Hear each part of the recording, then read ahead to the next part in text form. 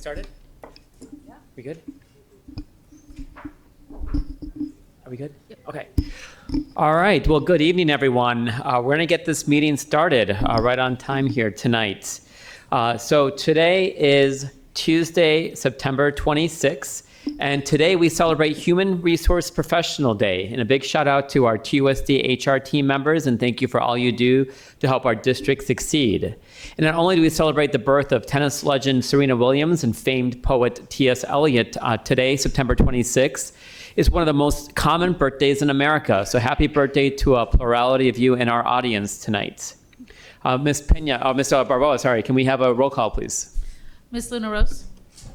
Here. Mr. Romero? Here. Ms. Shaw?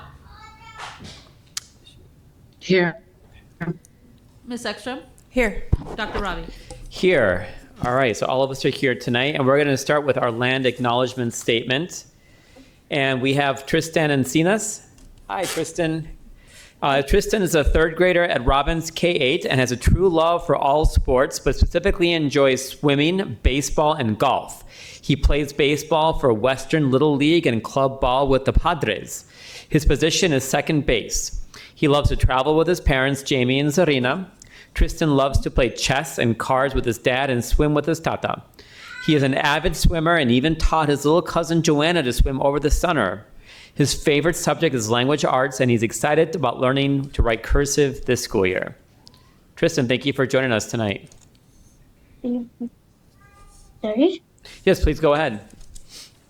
On behalf of the governing board of the Tucson Unified School District, I, Tristan Encinas, acknowledge that the school's buildings and facilities of the Tucson Unified School District reside on the ancestral homeland of the Tohono O'odham Nation and the federally recognized tribal land of the Pasquayaki tribe. Awesome job, Tristan. Thank you for leading us in that statement. And we also have Haley Olson.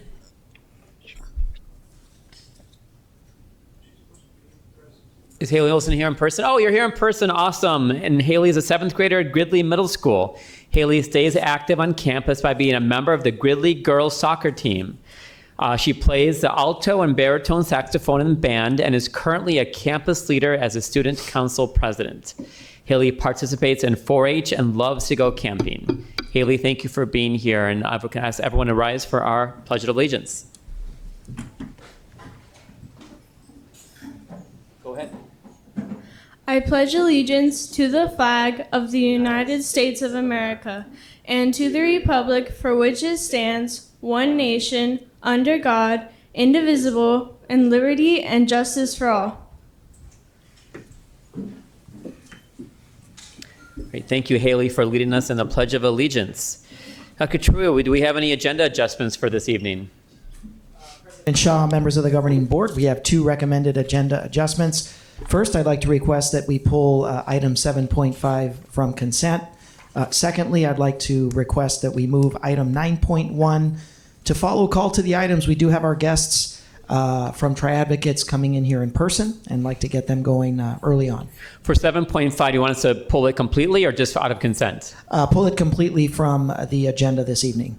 Okay. All right. Any objections to those changes, governing board members? All right, seeing none, we can go ahead and make those changes to our agenda tonight. And Dr. Trujillo, the microphone stays with you for our awards and recognitions and superintendent's report. Yes, we have actually two treats this evening before we kick off awards and recognitions. We have a musical treat, and then we have actual treats by one of the most amazing culinary arts programs in Southern Arizona. But first, let us begin with some beautiful music. You know, Saguaro High School's award-winning guitar orchestra performs regularly throughout Tucson under the direction of former Northern Arizona University and UA music professor Philip Hemo. The ensemble performs arrangements and new compositions for a guitar ensemble written in 3- and 4-part independent musical lines. Comprised of students from 9th through 12th grade, the ensemble challenges students through music to develop critical thinking, a collaborative group mentality, and a high level of performance practice. Tonight, they will perform Nota Bene by Luke Levesque. Let us enjoy an amazing performance.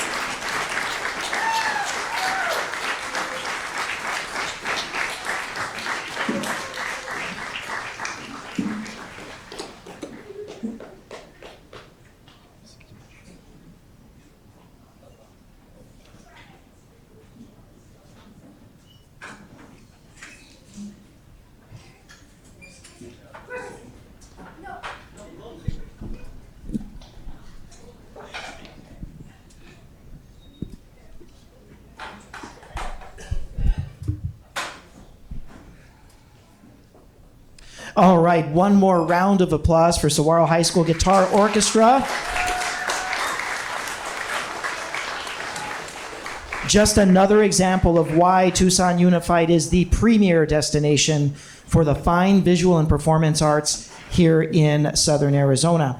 And staying with Cougar excellence as we transition from fine performance and visual arts now to career and technical education expertise. I want to welcome our coordinator for career and technical education programming in the district, Mr. Chuck McCollum, to say some words about the Saguaro Culinary Arts program.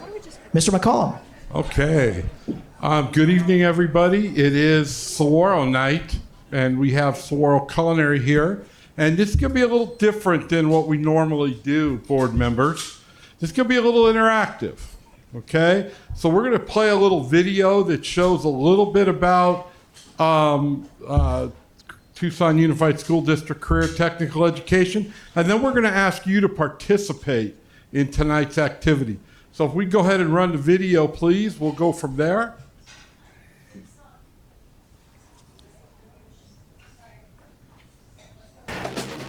In this program, the students are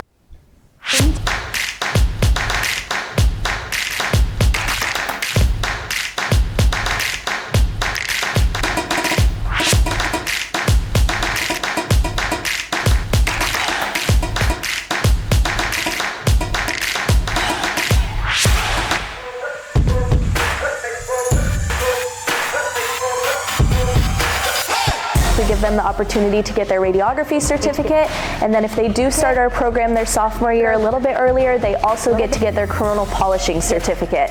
So in construction technologies, students have the opportunity to earn their OSHA 10, their NCCER core certification.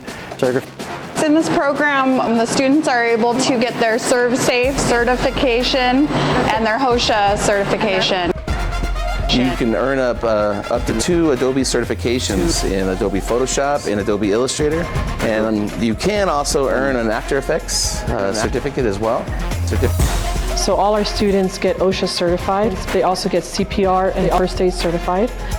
The students earn the opportunity to take ASE certification.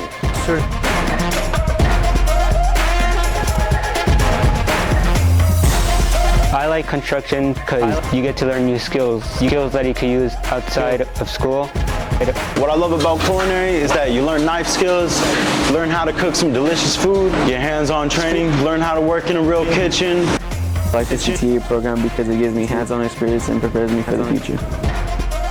CTE programs are really good because they prepare you for the real world by doing hands-on activities. The CTE program has really helped me because it's just giving me like hands-on knowledge for automotive that I can actually like use in my daily life. We get to be in the lab all the time, being hands-on and like really getting in there, being able to perform what we would out in the field. CTE classes are great because we get to have certifications that get us jobs right out of high school. Okay, so tonight I'd like to introduce to you, I'd like to introduce the culinary teacher at Saguaro High School, Chef Aaron Vanuga. Hi guys, very nice to see you. Awesome for us to come out tonight, it's fantastic. And 2 of his sous chefs, okay? Mackenzie Bowen and Carrick Donnelly. Now it's easy for us to have them demonstrate what they've learned in class. But tonight what we'd like to do is have them teach you what they've learned in class. So where are my board members? I need you to go up front with those folks, if you'd like, and they're gonna give you an apron, and they're gonna teach you how to make a crepe. And you're gonna do it yourselves, okay?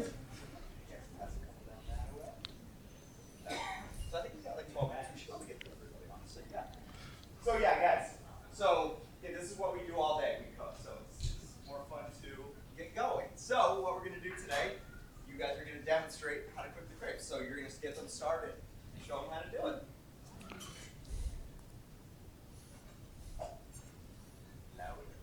Did you want the microphone for your face? You know, when we first thought of this, we thought we'd bring a car in and have you change oil, but we couldn't get the car in. I'm back in about 3 weeks, so you guys. All right, we're gonna start with some oil. Spray the pan. All right. Grab the ladle, the crepe batter. Good amount there. And then gonna pour it into the pan.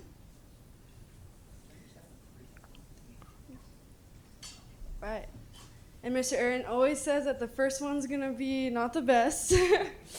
And you just swirl it in the pan, so it's kind of like a tortilla, and it coats the bottom of the pan.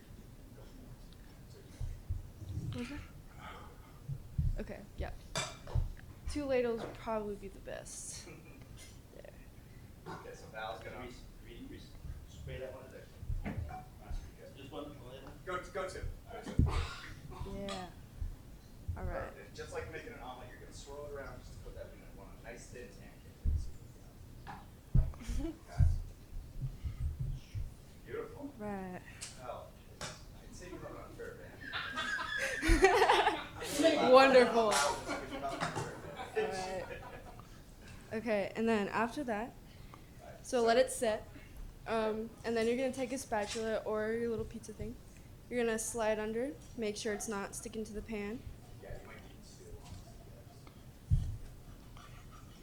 All right, and then you're gonna flip it over on the other side. And you might have to use your fingers if you're comfortable with that. Val's too self-chef. All right.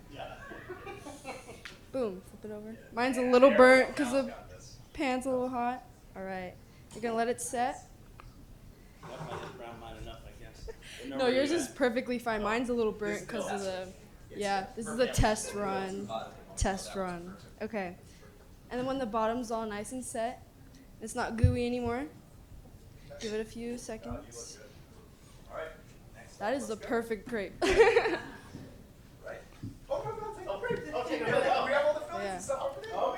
You do get to eat.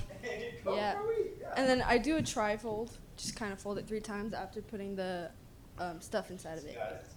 You go. All right. All right. Spray it one more time. Yeah. Are you guys ready? All right. Sounds good. Take it away.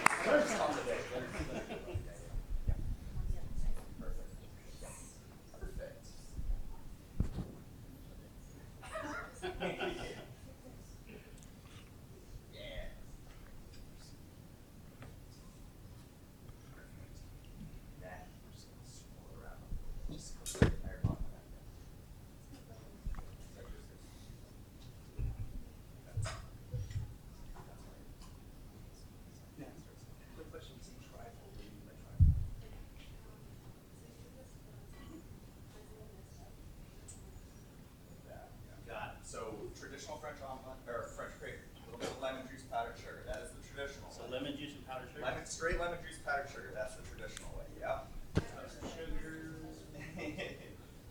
Should be in that. Should be in that. Yeah. Perfect.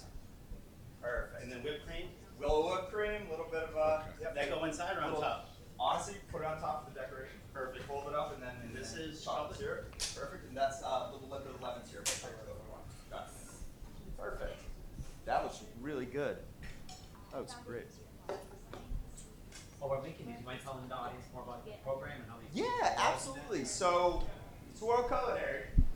Talk in the mic. Okay. Yeah, so Swirl Culinary, I believe we have 217 culinary students. These are students from my CTSO. I think we have something along the lines of 20 kids in the culinary club right now. We do catered events. We do all that stuff. I wish we had this in my high school. I probably made 3 birdhouses in high school. I wish we had cooking. I genuinely wish we had culinary arts, auto, stuff like that. Like, this is such a great thing for them to be able to do hands-on stuff. Those are looking really nice, guys. Those are looking really, really good. For real? You're a natural. I might have a job for you. I mean, this won't be the last time we make crepes, so you might as well give me your card.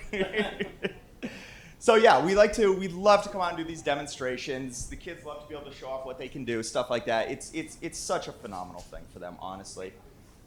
Does anybody have any questions about the program? Yeah, that looks gorgeous, guys. Certainly. Kenzie? What grade are you in right now? I'm a junior in high school, obviously. I don't really plan on going the food direction. I plan on going into the medical and plan on doing either a ER nurse or a traveling nurse because I would like to attempt to help people. So I will pass it to Carrick. All right. I'm Carrick Donnelly. I am a junior at Saguaro High School. I have a few career paths in mind. I am considering a culinary route, maybe somewhere along the lines of hospitality, because I know NAU has a really good hospitality program, as well as possibly being a teacher. I come from a long line of teachers, or somewhere along the lines of psychology. So, yeah. Awesome. Thank you.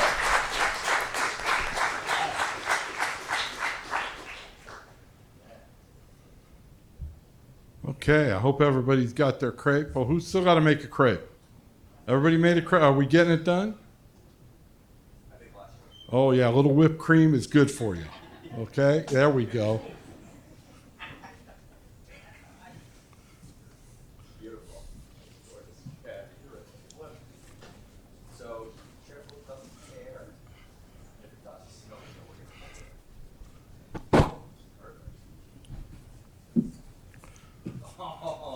You know, Chef Vanuga is correct in saying the first crepe is usually not the best one. But looks like our board's got a little bit of culinary talent going on right here, right now. All right, let's see those. Let's see those. Let's show everybody. There we go. Outstanding. Outstanding. It's almost gone is what it is. There we go. All right, I think your crepe is done. Awesome. That was really good.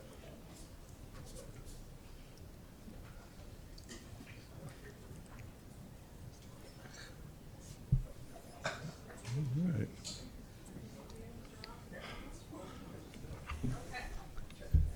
Okay, so one of the things we wanted to show you tonight is not only are students learning, the skills it takes to move into post-secondary or into direct employment, but they were able to come up here tonight and teach 4 people, and I'm sorry you're not here, Ms. Shaw, but 4 people that maybe have not done this before. They pulled it off. So that's the kind of instruction that's going on in our classrooms in Tucson Unified School District Career and Technical Education. Please give me a round of applause for these 3.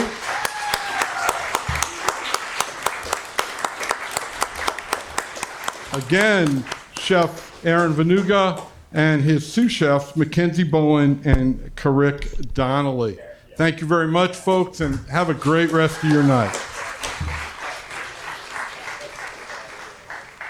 Oh, and be prepared for the next time I show up, because it'll be even better than this one.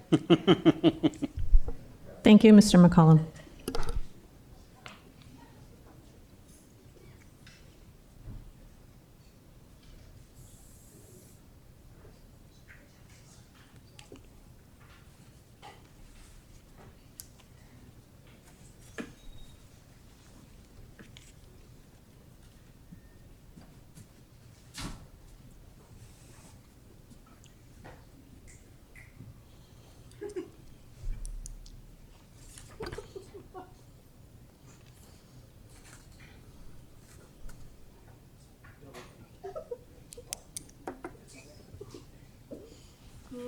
Moving on with our employee and special recognition for our employees and students. More great news. Let's talk about Avid Sites of Distinction.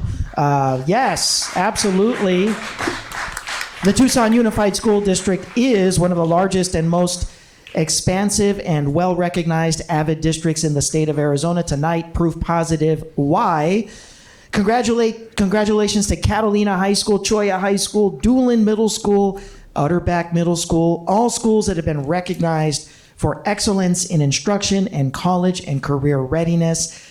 For you folks out there in the viewing public, AVID, Achievement via Individual Determination, is one of the foremost frameworks, not only for student or for school improvement, but for student empowerment in terms of equipping the students with the skills, the resources, the access, and the leadership necessary to advance to their college and career goals. To be named an AVID Site of Distinction, a site must demonstrate that the following is present school-wide. Number one, AVID trained educators routinely using WICOR, writing, inquiry, collaboration, organization, and reading strategies in the classroom. School leadership being an active part of the AVID site team.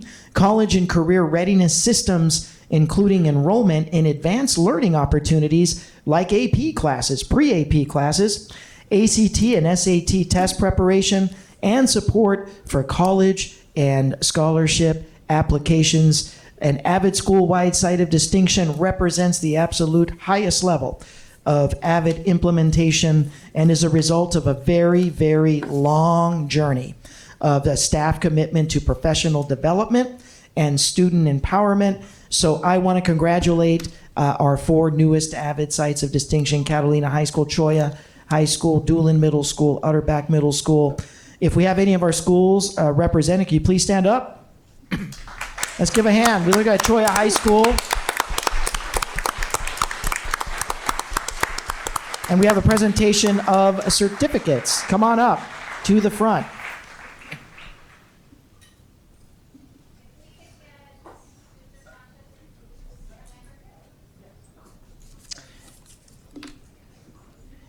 And we have a very special gifts of recognition for our newest school of distinction. If you want to step forward, Choya first, and then we'll go with Doolin. I see Doolin is here. I don't see Utterback.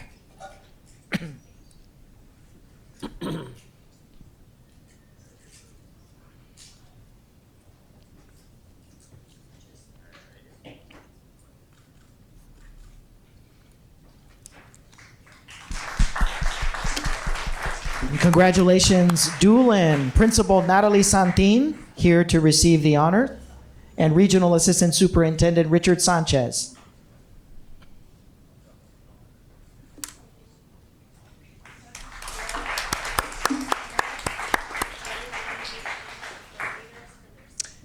Yes, why don't we go ahead and turn it over to our Director for Advanced Learning Experiences, where our initiatives around AVID are housed. Let's hear some words from her, our Director, Sky Sachko.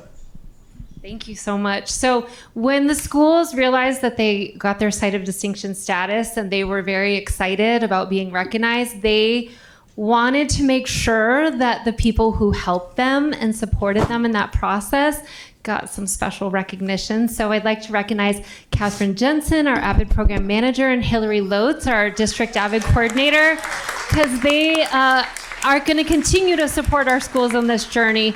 And so I wanted to recognize them with some flowers. Thank you.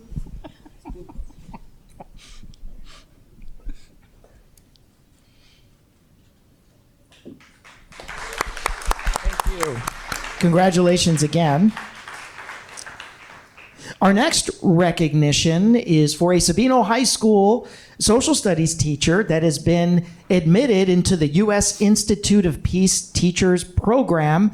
Congratulations to Sarah Smith, a Sabercat, accepted to the 2023 Peace Teachers program at the U.S. Institute of Peace, known as the USIP, one of 22 middle and high school teachers from 21 U.S. states and Washington, D.C. The program is rooted in the conviction that educators can be pivotal in bringing issues of global conflict and peace into their classrooms, schools, and communities. Over the next school year, USIP's Peace Teachers program will provide its 2023 cohort with the education, resources, and support needed to bring issues of international conflict to life for their students and empower them to see peace as something practical and possible. Congratulations to Sarah Smith for this absolutely incredible honor. Let's give her a round of applause as well. Very proud of her accomplishments. And in our renewed commitment to recognizing employee excellence, especially on their special days of recognition that come during the school year, we want to start with today. It is September 26th, Human Resources Professionals Day. It is time to recognize and celebrate the amazing work of HR professionals. This day has been around since 1959, created to honor the important contributions of human resource professionals make in organizations all over the world, and especially here in the Tucson Unified School District. Human resources professionals have an incredibly challenging job as they help to ensure that employees are properly nurtured, managed, and supported. Let's take some time out of our busy schedules to thank those working hard in this field and acknowledge their invaluable work. We all know that although Tucson Unified has absolutely amazing programs, wonderful students, and serves amazing school communities throughout the district, it's the people that work in our schools that bring the magic every single day. And those people, those employees, brought to us by our hardworking human resources professionals. So we do want to appreciate them on their special day. Next, we want to make sure that our community knows of some upcoming staff appreciation days in October that will also make their way into some upcoming meetings for recognition. So October is National Principals Month. We want to take time out to recognize the hard work, the commitment, and the passion of one of the hardest jobs in the entire educational system, that of school principal. We will be celebrating them in October. Custodian Appreciation Day is October 2nd. We want to commit to taking time out on that day to thank our custodians for keeping clean, safe spaces for our students to learn and our teachers to teach. And then, of course, something near and dear to my heart as a former track and cross-country coach, it's National Coaches Day on October 6th. We know that our coaches and sponsors are not doing it for the ginormous stipend that they're not getting. They do it out of love of the sport and sharing that love and commitment for the young student athletes under their charge. So we want to take time out to recognize them for their commitment, not only to sharing the love of their sport with a new generation of students, but for the mentorship that goes along with that. And lastly, I'm proud to plug an amazing event at Pueblo Gardens because I'm going to be out there tomorrow for an exciting school visit. I'm looking forward to being out there, but I gave him my word I would plug the Pueblo Gardens block painting party coming up this Saturday in partnership with the Living Streets Alliance. Members of the community can join to paint a street mural around the school's brand new crosswalk and curb extension. The festivities get started this Saturday morning at 9 a.m. The Pueblo Garden community will be out there with Living Streets Alliance till 3 p.m. And Pueblo Garden's located at 2210 East 33rd Street in the beautiful Pueblo Gardens community. And I'm looking forward to a wonderful visit tomorrow, meeting the students and my teacher focus group set up. So I'll be coming at you tomorrow, Pueblo Gardens community. And with that, that ends the awards and recognition this evening, Governing Board. Great. Thank you, Dr. Trujillo. And before we go to our superintendent's report, I'll announce that we do have interpretation service. Tenemos servicios de interpretación disponibles. Por favor, indique con la mesa aquí si necesita servicios de interpretación. Dr. Trujillo, back to you for the superintendent's report. President Shaw, members of the Governing Board, we wanted to take some time this evening because it's very important to be transparent and to be clear with what the next steps are following the unfortunate, very, very disruptive campus disturbance that featured multiple fights at Tucson High on September 13th. We know, unfortunately, that there's a lot of misinformation out there, so we want to do two things. We just want to clarify the misinformation. More importantly, talk about our next steps in response to the employee concerns that we have received. We want to demonstrate with actions that we're going to take the appropriate steps to address the concerns that have been communicated to us. Luckily, there were no weapons involved in the incident as confirmed by Tucson Police Department and our school safety team. But what we did see were multiple fights across the campus that day. I can assure the governing board and our employees here, as well as those in the viewing community, all of those students involved in the incident are facing disciplinary consequences in accordance with the Code of Conduct. A stronger Code of Conduct has ensured swifter consequences for the students involved. As I mentioned before, no weapons were involved in the incident. We have received a letter outlining staff concerns around the incident itself, safety and security infrastructure on the campus that needs to be addressed, additional monitors, and some additional steps that the district needs to take to more properly train and prepare the employees for crisis response readiness and lockdowns.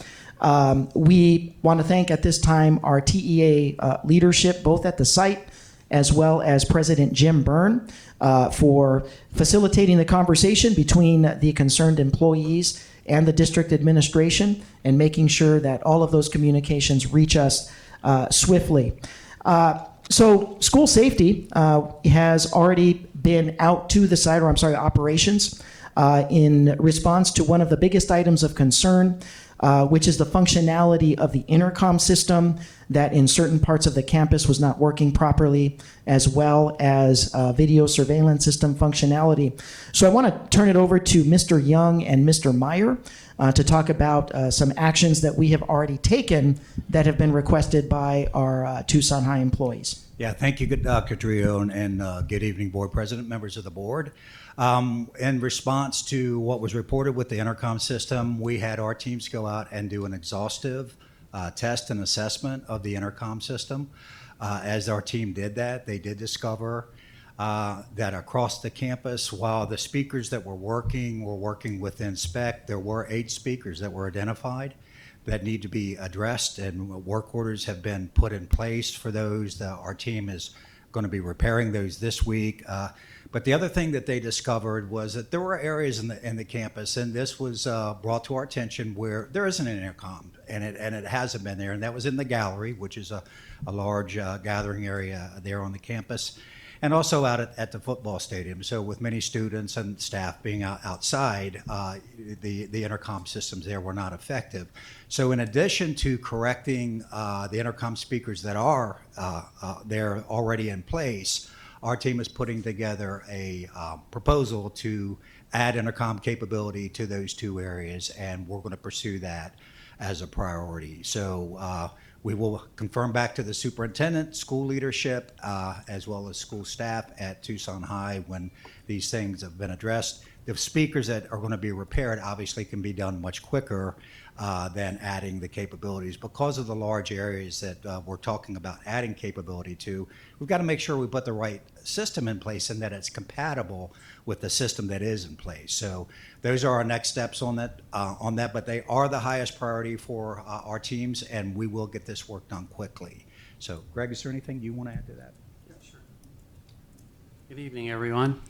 So what I'd like to say too is that in addition to Tucson High, we have completed the intercom inspection there, but in addition to them, we felt it would be a good time to inspect all of the schools. So that would give us 87 that are remaining.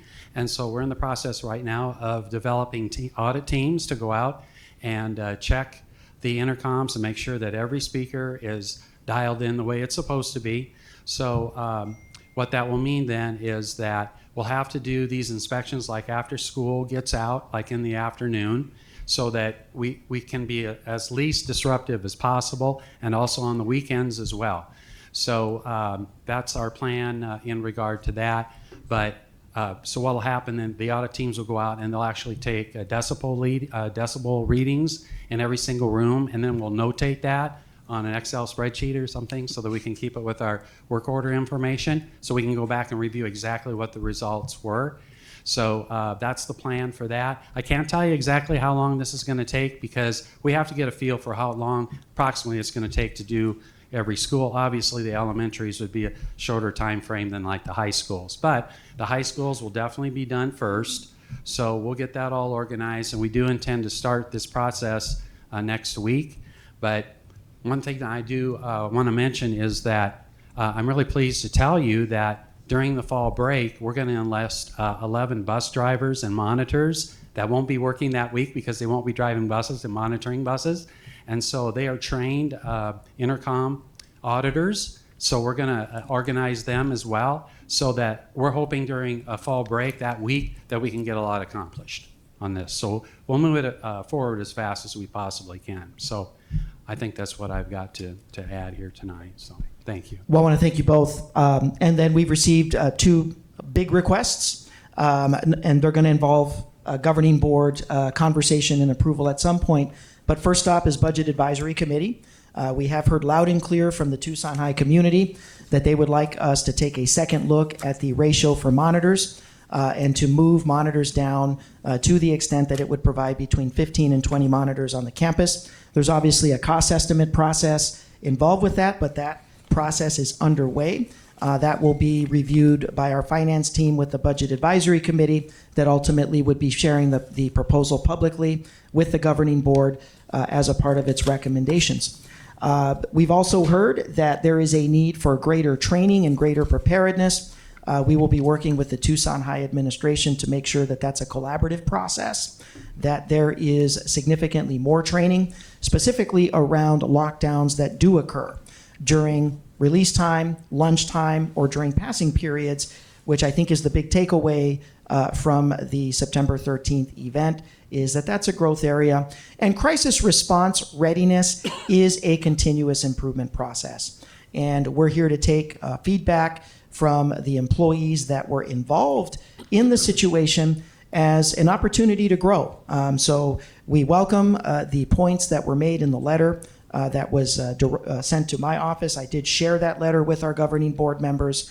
And we, of course, will be putting these commitments in writing and giving them back to TEA President Jim Byrne to share with the employees that generated the concerns.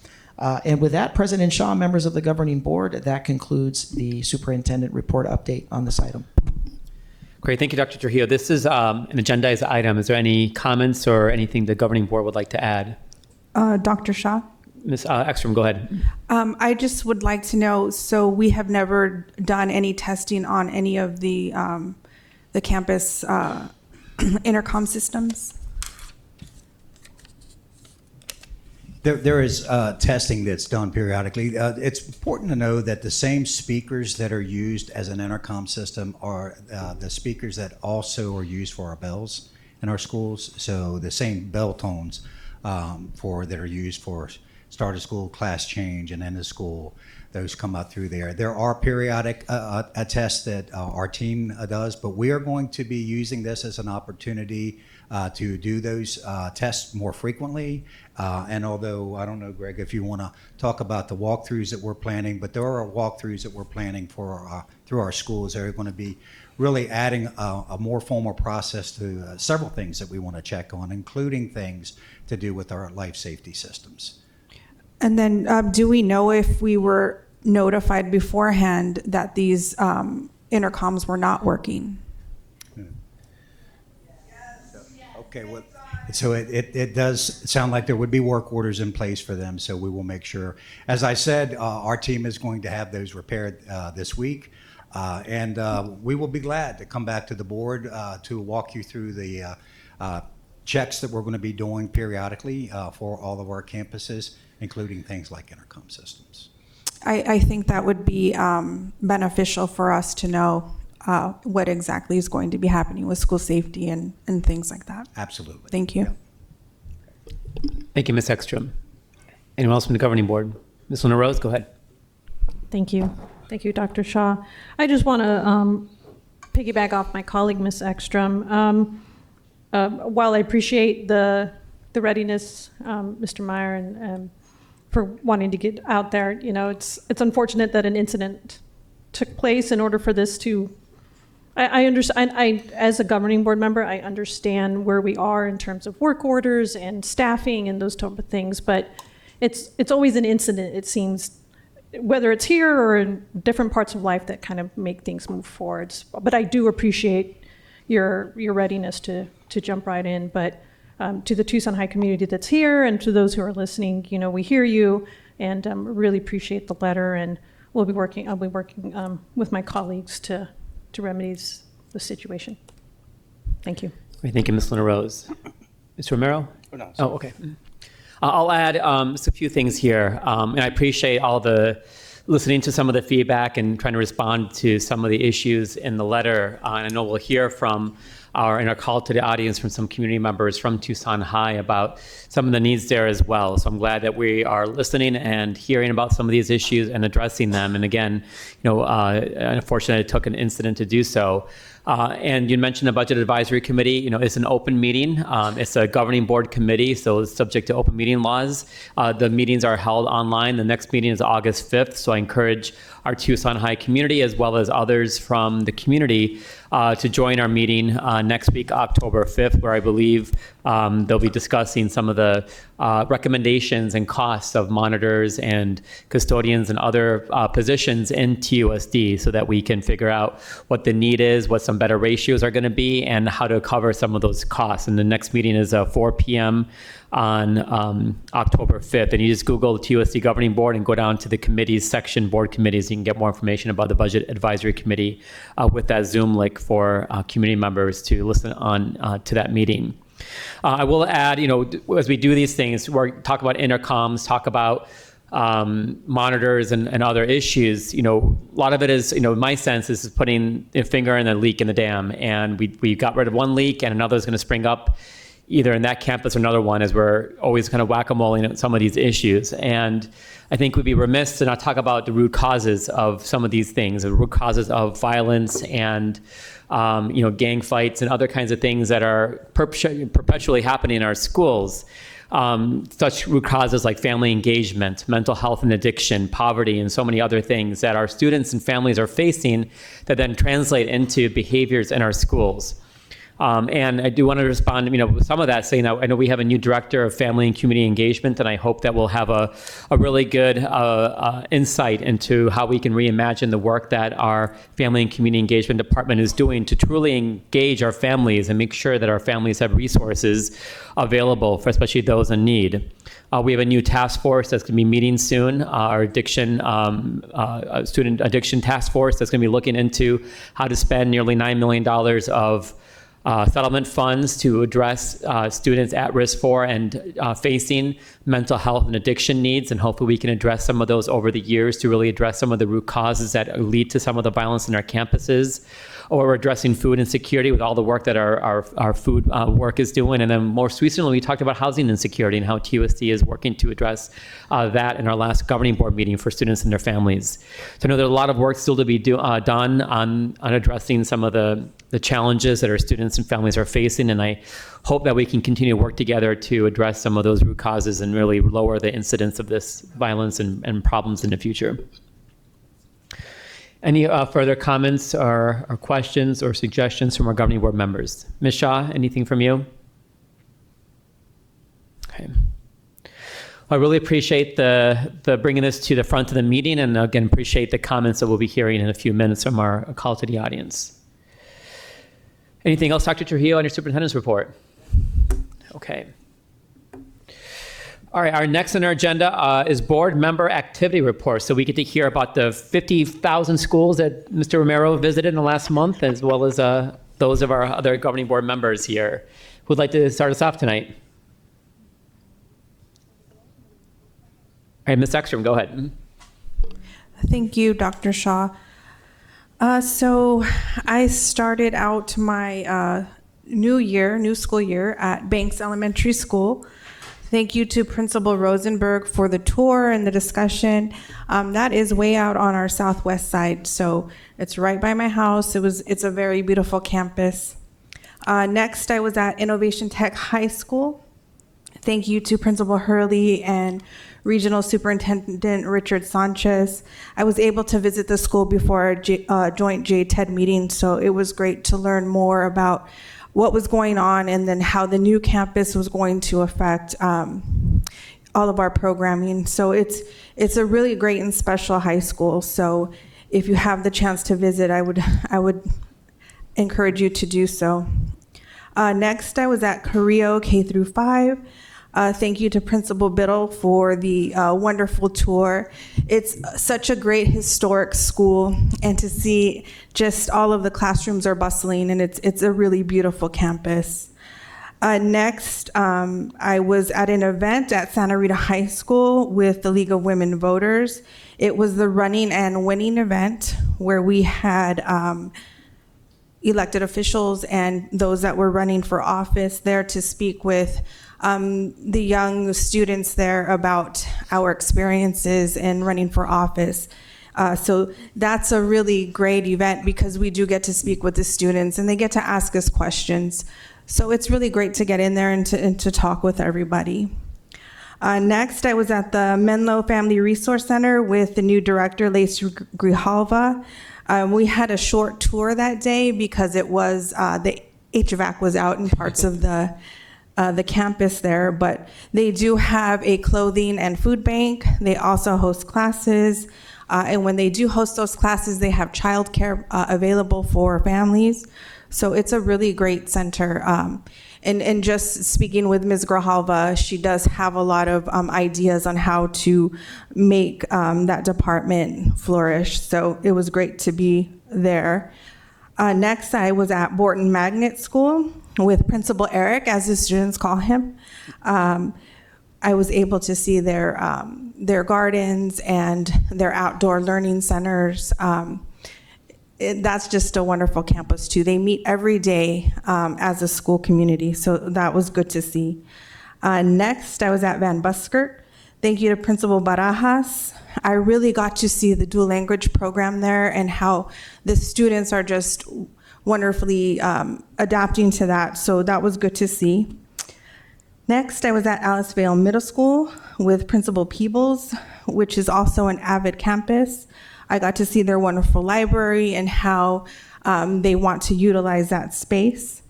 So thank you to Principal Peebles and to all of the wonderful teachers that let me into their classroom that day. And then last, I was at Wakefield Middle School with Principal Lane. She's a new principal. This year, I think I went into every classroom. It's just an amazing campus, amazing teachers. So thank you to Principal Lane. I also got to visit with the higher ground folks there. So all of our campuses are beautiful and a wonderful community. So I encourage everybody, if you're looking for a school for your family, please tour as many as you can because you will find one that is right for your family. Thank you. Great, thank you, Ms. Ekstrom. Ms. Luna Rose. Thank you, Dr. Sean. Good evening, everybody, and thank you for coming. A really busy couple of weeks since we last met. So first off, right after Labor Day, I went over to Mansfield Middle School. You know, as many times as I've driven down 6th as a U of A student, just as a Tucson native, you know, you pass by these schools, but you actually get to walk into them. And as Ms. Ekstrom said, amazing spaces. Mansfield, thank you to Mr. Van Schie for his time that day. Just, it rivals a church, and they did a long time ago hold masses there. When you walk into the cafeteria, you can see definitely the Southwest architecture, and if you grew up Catholic like myself, you kind of feel like you're walking into church. So beautiful campus. Like Miss Ekstrom, I also went to Laura Banks. It is our furthest school on the southwest side, and it pretty much is up towards the Tana Autumn Indian Reservation, and but just a beautiful campus. Thank you to Mr. Rosenberg for his time there. Also Valencia Middle School, just right around the corner, and a lot of the kids from Banks go there. Thanks to Ms. Geist, and again, just seeing the schools. I do not live on the southwest side, so this is always a good education for me to see what our students and families and what their neighborhoods look like. Went to Harriet Johnson Elementary. Thank you to Ms. Cota. Again, just beautiful school with rainbow steps, and it's just so bright and inviting. And a shout out to my friend, Mr. Quam. He's a third grade teacher there that I walked in this classroom and he pretended I wasn't there. And Anna Lawrence, 3-8, Miss Stanbrook, thank you so much for your time there. it's an interesting model, the 3-8, and it seems that the parents there really like that model. And so, I know there's a lot of, we have K-8s as well. It's something that I think is really unique to TUSD. I was over at Dodge. Thank you to Ms. Minigan. Dodge is near me, so I pass by it all the time. And it's one of those schools where you drive by and it's part of your everyday drive, but it's something that you get the feel for that community there. And they couldn't have been more gracious. Erickson Elementary, thank you to Ms. Romero for her time as well.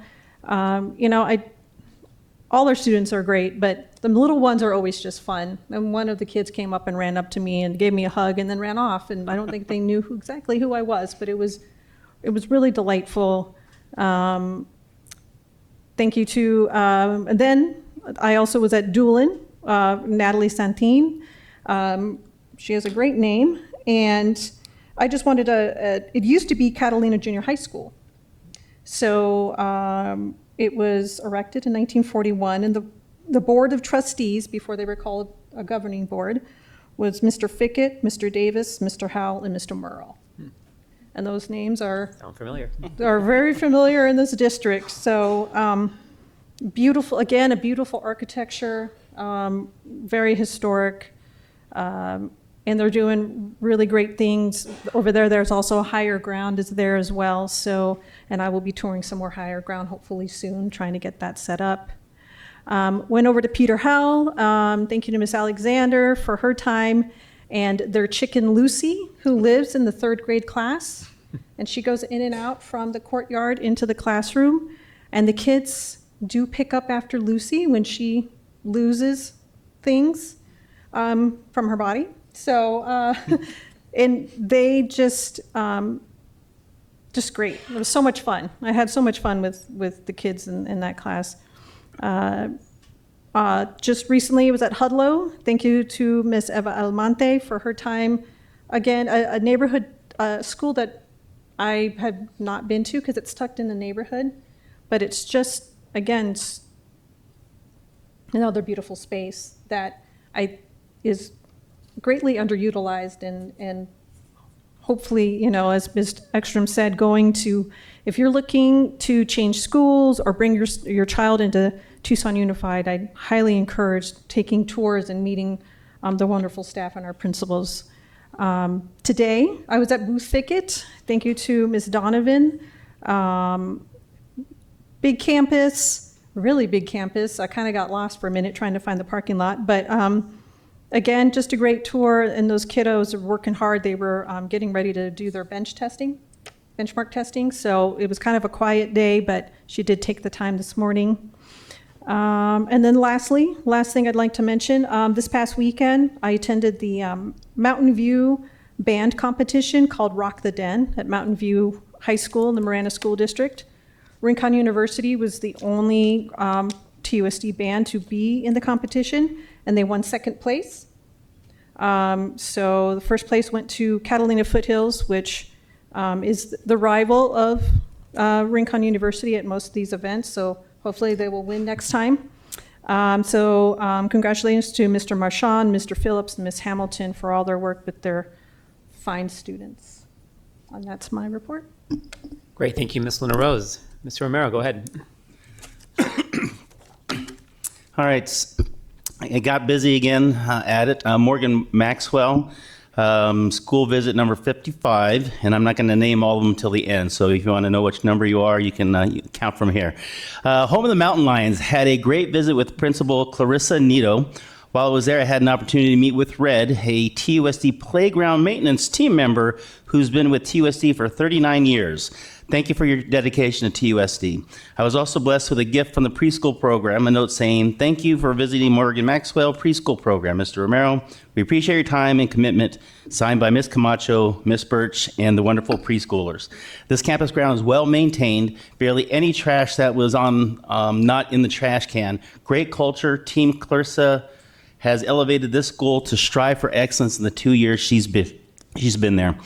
Tully, home of the Tigers, and had a great visit with Principal Sean Wilkin, who has been there for 5 years and has done a great job in turning around the climate and culture of Tully. Sean is a rock star and has a great supporting team. He starts at the K2 level and evolves to 3rd, 4th, and then 5th. Having such dedication to our early grade levels to succeed is encouraging. Meeting with teachers, volunteers, and counselors, I was able to see the successes and needs at Tully. Great garden area and West Side chickens, as well as a tortoise that has a native environment for food. So no free lettuce is farm to table for this via this native vegetarian for the tortoise. Monzo, home of the Monzo Barrio Hollywood Bobcats. Built originally in 1939, named El Rio back then, and renamed after Principal Ricardo Monzo. My dad actually attended Monzo when it was El Rio. Visit first-time year principal Brenda Montoriana. This is TUSD's ecology school, and I heard that TUSD's ecology school. So everybody out there, you need some examples, go to Monzo. Their gardening program is so robust and awesome. They have a desert tortoise habitat that rivals the Desert Museum. They have an aquaponics garden system that rivals the biosphere. There is so much culture with murals throughout the school in direct representation of the school community. The bike shack, and there was also a cafecito earlier that day, and I was given one of the last pan de dulce from the teacher's lounge, so thank you for that.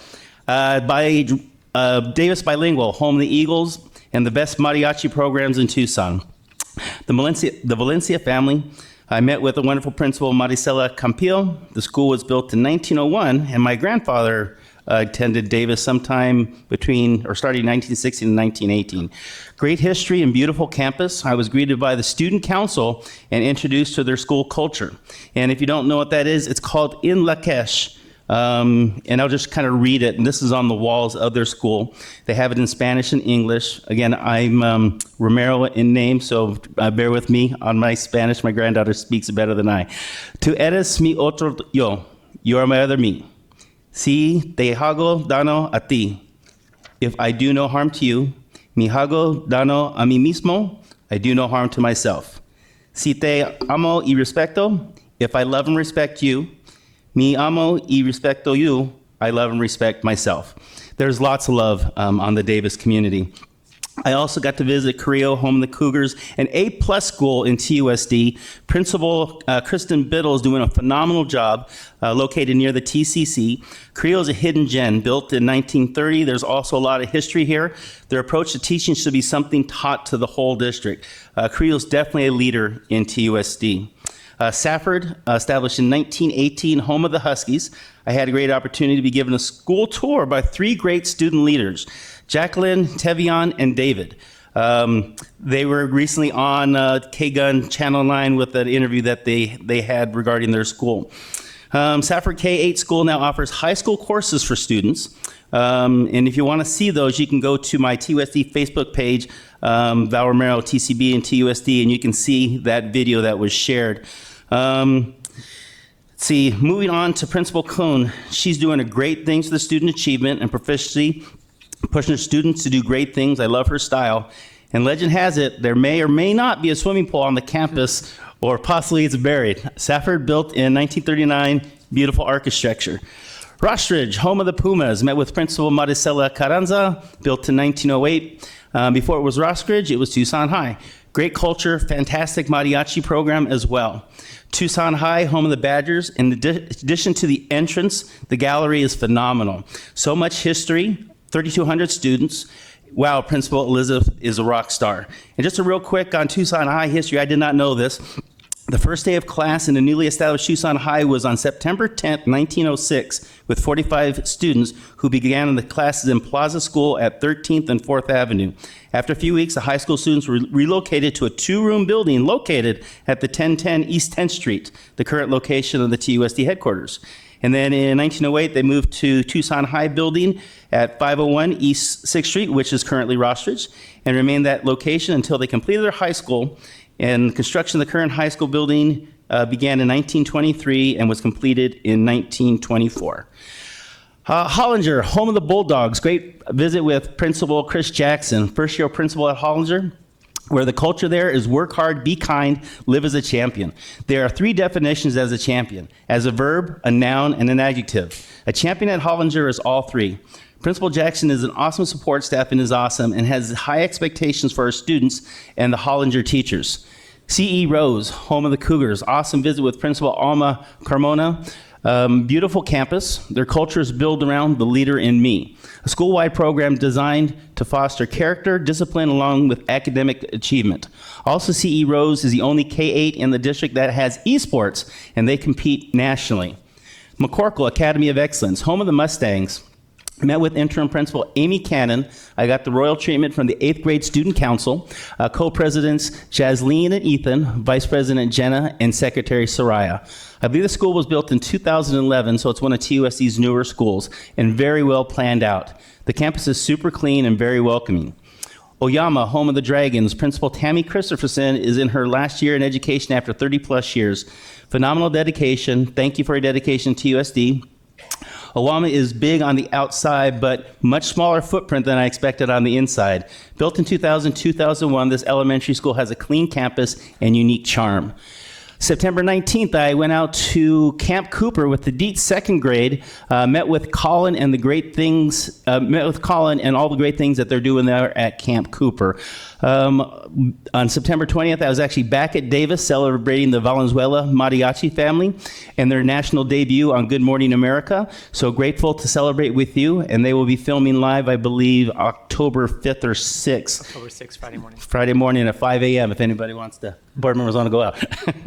And then Myers Ganong, home of the Mustangs, Principal Megan Stefanik gave me the tour, learned about a lot at Myers and its very diverse neighborhood school. Line Weaver, home of the Lions, had a chance to meet with Principal Emily Walls and had the school tour with Assistant Principal Christian Georgelos, an A-rated school with many GATE programs. My last 2 visits today were both in the Pantano region, so I asked Holly Hamill, the regional superintendent, to tour with me. Marshall, home of the Mustangs, first-year principal Emily Swiss has taken over a great school, strong teachers, involved family community, small but mighty office staff, also an A-rated school. And my last visit today was at Dunham, home of the Panthers, and this was school number 70. Principal Kathy Chandler gave a great tour, and she has a great team surrounding her and very positive energy and culture. As of today, I have completed visiting all the schools in the Pantano region and should be completing a couple regions by next board. Thank you. Great. Thank you, Mr. Romero. Ms. Shaw, on our Zoom, is there anything you'd like to report off today? Yes, thank you. And good evening, everyone. My apologies for not being able to be in person today. I'm feeling a little under the weather. But earlier this month, with Ms. Ekstrom, I also attended the Running and Winning event at Santa Rita High School, hosted by the League of Women Voters. And yeah, I participated as an elected official and, walked the girls through basically a mock election where they, chose a topic, chose a candidate, made campaign signs and a campaign speech, and then everyone voted. It was a fabulous event. Next year we'll be at Pueblo, and the following year we'll be at Catalina. And so, yeah, I encourage any schools, if you're interested in having a running and winning event, please reach out to the League of Women Voters. I was appointed as a board member at large earlier this year, and so I'm really trying to get the league to expand that program. While there, I also got a tour of the school and also the culinary department who catered the event. More recently, I visited Carrillo and got a tour from Principal Biddle. I also visited Wharton and received a tour from their magnet coordinator, Sarah Stewart. And yesterday, I got an amazing tour from Dr. Ashcraft at the Lee Instructional Resource Center, where all kinds of amazing things are happening in that building, such as the Imagination Studio, where they do workshops and professional development for our arts teachers. teachers. Also in this building is the instrumental repair shop, where the inventory, repair, and maintenance for our more than 13,000 instruments happens. We also took a lot of time walking through the Educational Materials Center. This is a great resource for teachers who can basically request from the thousands of supplemental materials that the district has been collecting since I think like the 70s. It features arts and cultural objects, and so they have things like culture kits, diorama exhibits, fine art prints, library panels, costume figures, books, DVDs, textiles, you name it. And there's a lot more that I didn't mention. Dr. Ashcraft told me that recently they hired a couple delivery drivers so that teachers don't have to go all the way to the EMC to pick up materials. So I encourage all of our teachers and staff, if you haven't been over to the Educational Materials Center recently, definitely check it out, and feel free to reach out to Kristen Cummins, who is one of the catalogers over at the EMC, if you have any questions or would like to request more with materials. And also this weekend, I was in Green Valley for a work event, but I was happy to find at the Green Valley Community Performing Arts Center some artwork from our students at Sabino. A lot of it was some stuff that we used to have in our board room, and so it was great to see that art again. But they definitely had new work from Sabino, and so great job, Sabino students, for being strong in the arts. I think that's it from me. Thank you, Dr. Shaw. Thank you, Ms. Shaw. And before I say my report here, I'm just really proud to be part of this governing board with all of our governing board members visiting so many of our campuses and truly meeting the community and learning about what's going on throughout our district. I started, since our last meeting and our last board member report, I started with school safety, where I had a great morning with our head of school safety, Joe Hollums. I got to meet a lot of the staff and see the work that they're doing and how they're keeping us safe and monitoring the situation at our central headquarters. I got a chance to join them at Lynn Urquidez for a lockdown drill. That was my first time ever experiencing a lockdown drill, and it was really disconcerting and just moving being there, and how much it just bothered me as someone walked around the halls as the announcement was going on in the quiet halls and the dark halls, and all the doors closed and locked, and the window shades pulled down on the doors, and I hate that we have to do that as a society, unfortunately.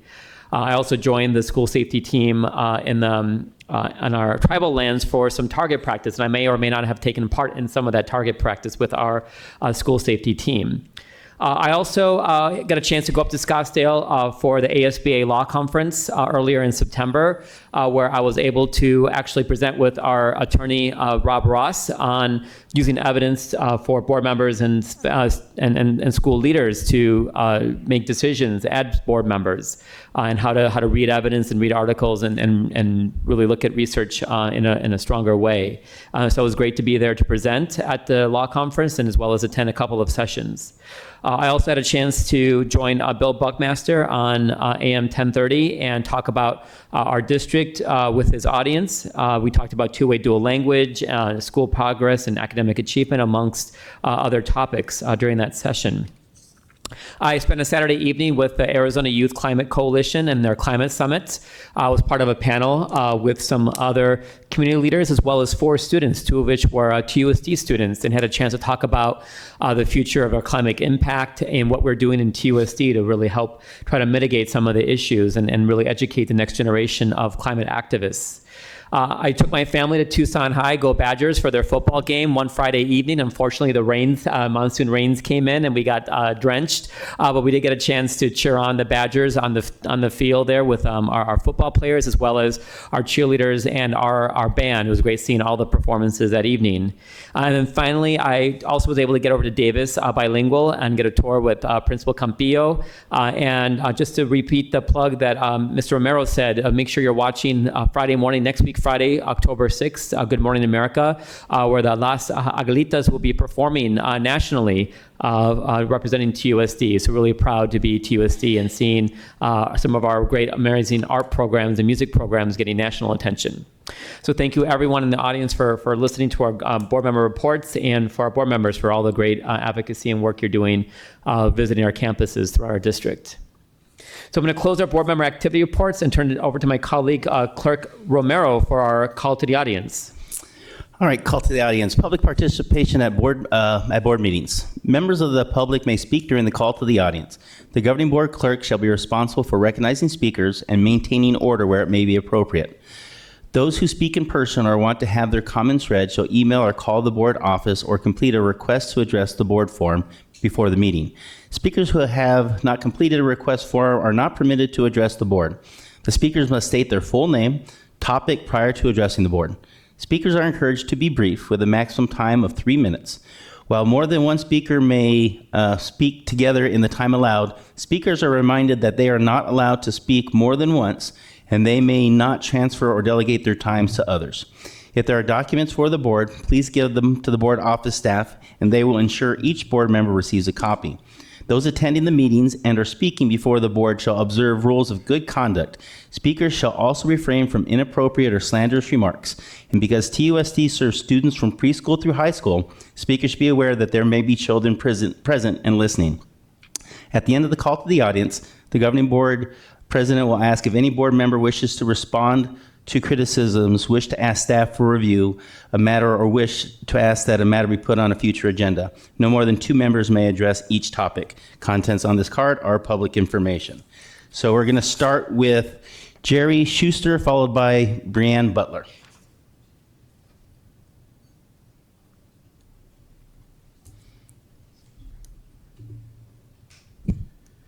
Good evening, members of the governing board, President Dr. Ravi Shah, Dr. Trujillo, Councilor Ross, and staff. Once again, thank you for this opportunity to speak before you. My name is Jerry Schuster. I'm a substitute teacher with TUSD. Tonight, I want to mention several entities that I think also deserve recognition. This is in reference to the incident that happened at Tucson High. I was subbing there that day when it happened, and I want to give a lot of praise to several groups. I'll start off with our Tucson High monitors. They were right there on the scene, and they were right there to do their jobs professionally. They kept everybody safe, and they did an exemplary job. I also want to give thanks and praise to our TUSD School Safety Department, headed by Mr. Joe Hollum. So thank you for a job well done. And last but not least, our Tucson Police Department, who also responded quite rapidly. So to the Tucson High monitors, TUSD School Safety, Tucson Police Department, thank you all for a job well done.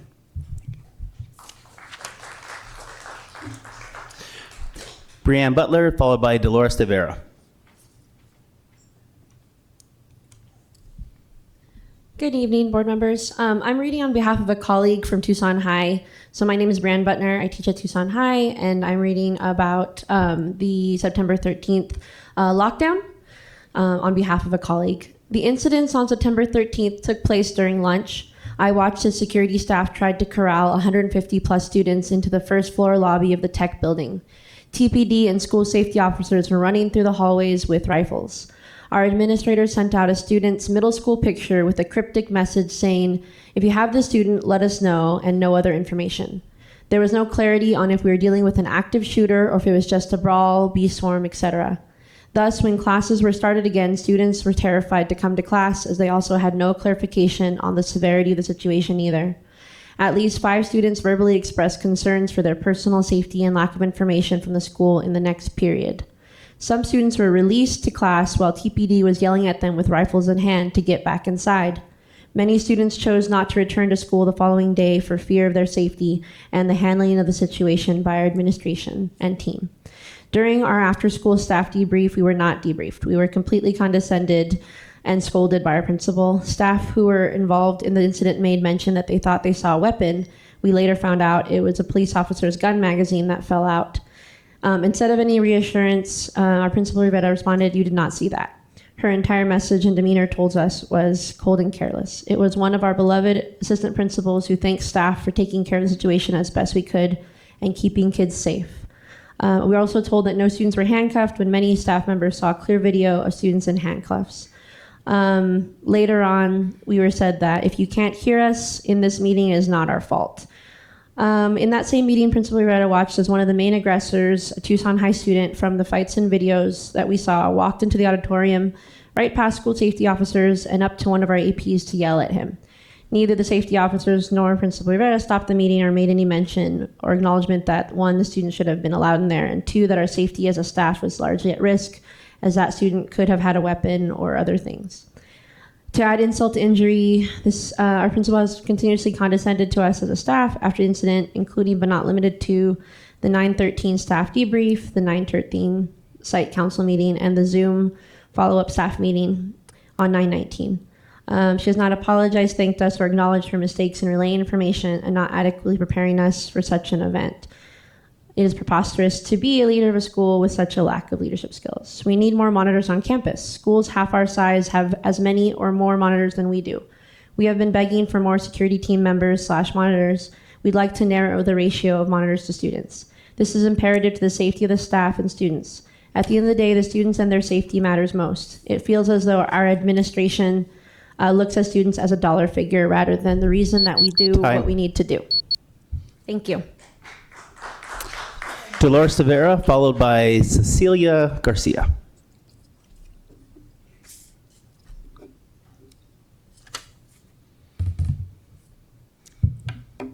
Good evening, board members, Dr. Trujillo, Mr. Ross, Ms. Mesa, if you're watching, any fellow subs or TEA members who are watching.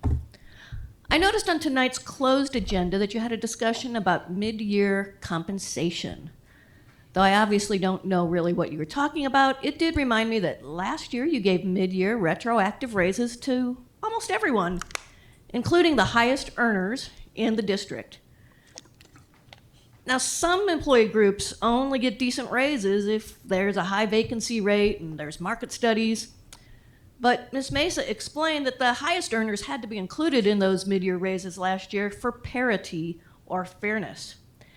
I can't help but noticing that subs didn't get mid-year retroactive raises last year, and we didn't get a raise to start the school year. When it comes to being fair, I guess fairness only applies to some people. In terms of fairness, I also want to ask you this. Why do I have to stand up here and lobby for a raise with a 3-minute speech rather than negotiate for a raise through a union, which is the option the majority of TUSD employees have? Over the years, I've heard what I now know are a lot of myths about what it would take for us to be represented by TEA. In talking to board members, I know that you have heard these myths too. They're not true. According to the TEA agreement, that's what you should be reading, Section 1.24.2, TEA bargains for a list of job titles, and those are teachers. All certificated staff who are not administrative. That's me. There is no language at all in the TEA agreement that excludes subs in any way. That's not true if you read some of the other bargaining unit agreements. They do exclude subs in their ranks. In fact, TEA has in the past bargained for a very important protection for long-term subs. We have been represented by TEA in the past. It's obvious to me if you read the agreement. As far as I know, there is no other union vying to represent subs at this time. It's time to let us start our negotiations through TEA. We should not have to jump through any more hoops. We shouldn't be left out of the yearly or semi-yearly raises that you give to everyone. Why aren't we allowed at the bargaining table? Thank you for listening. Cecilia Garcia, followed by Catherine Paul.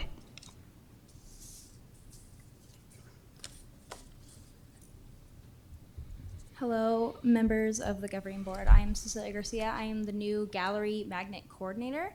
And in your debrief, you did talk about the gallery and the intercom system. I was told by my predecessor, Victoria Huff, that when the riot happened in the 1990s, she had brought it to the attention that there was no intercom in the gallery, and it was not met then. It was not met 2 years ago with the first or second Badger Bra. I did bring that up to my principal at one point, and I was told that it was in the works. So we are 20 years now in the making for this thing, and we still have not received an intercom in most places on the campus. I also am a licensed security guard with the state of Arizona, and when we work events that have about the same number of students that we have at Tucson High, about 3,200, 3,500, we have 10 to 15 guards. We've worked Super Bowl, we've worked Taylor Swift concerts, we've worked Metallica, we've worked giant concerts, events with 60,000 plus people. And to be told that there's 5, 6, maybe 9, maybe 12 security guards for campus is downright disrespectful to the safety of the students and for staff. In my opinion, we need more security guards, we need more monitors, we need more school safety officers on campus. And that is just, in my opinion, professionally, and in just hearing from my coworkers' inputs, they want more. So I look forward to hearing at the budget meeting what you guys think about that. But other than that, thank you guys for listening to us. It's been very eye-opening with everything that I've been involved with lately. I've only been at Tucson High for 2 years, but I did go there and graduated there from 2016, and it is not the same school that I went to. There are teachers there who taught me, who are in the same TEA meetings that I go to now, and they are clearly more stressed and clearly more devastated with the, what would you call it, disintegration of the school's hierarchies. And I just would love to see Tucson High restored to its former glory that I had it when I was a Badger back then. Thank you guys so much. Catherine Paul, followed by Finlay Parsons.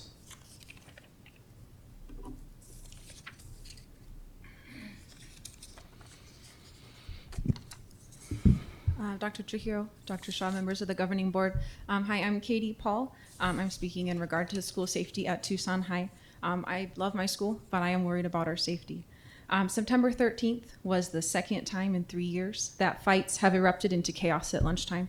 It's the second time that we've called a lockdown during lunch without having a clear procedure for lockdowns during lunch. It's the second time that I've watched from my window as too few monitors tried to corral too many students to safety without even clear directions on where they're supposed to go or what they're supposed to do. And they face barriers like locked doors.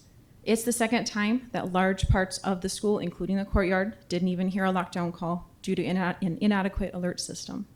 It's the second time that miscommunications between admin, campus safety, and TPD led to direct confrontations between police officers and scared teenagers. It's the second time that I've taken care of students in my classroom who were having panic attacks because they did not know where to go. They were stuck outside and they didn't know what to do. It's more than the second time that teachers at Tucson High have raised concerns about safety, and I am glad that we're finally being heard. The teachers union has given the administration a list of demands that we as staff created together. And as Dr. Trujillo mentioned, some steps are finally being taken, and we eagerly await the completion of all the demands. We want to be safe on our campus. We want our students to be safe on our campus. We don't want this to happen a third time. Thank you.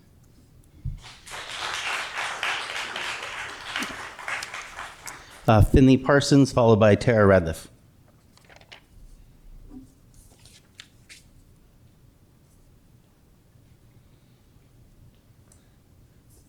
Good evening, Dr. Trujillo, Dr. Shaw, and members of the governing board. My name is Finley Parsons. I'm a teacher at Tucson High, and I'll be reading a letter that a colleague wrote who is not able to be here today. So I have been teaching at Tucson High for 6 years now. The issue of mishandling fights has been going on for the past few years, with little done to resolve any of the issues our staff have been calling for. My focus here will be Tucson law enforcement and lack of monitors in our high school. As a teacher who worked in Los Angeles, I have seen several incidents where law enforcement were called to school campuses to assist in stopping certain actions by some students. However, I have not seen law enforcement coming with their guns drawn except at Tucson High.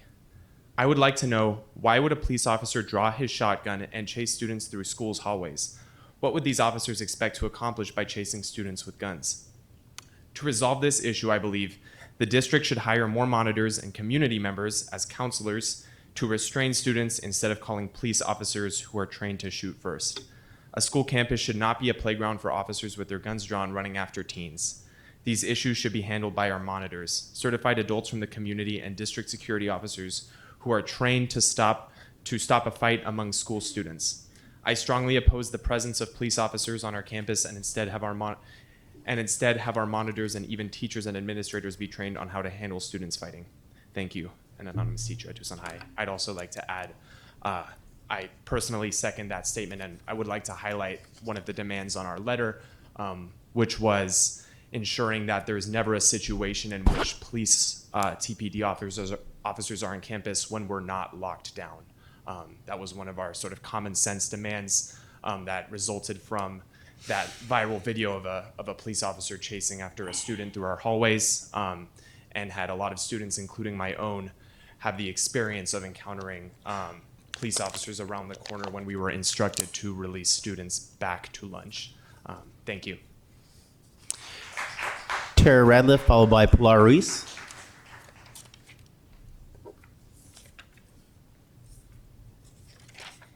My name is Tara Radliff. I'll be speaking on agenda item 8.6, student surveys.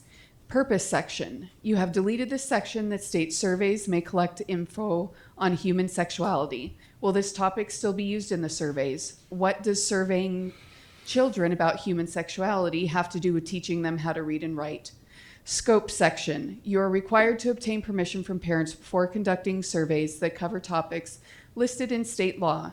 You have failed to add 2 characteristics also required by law: pupil biometric info and quality of home interpersonal relationships.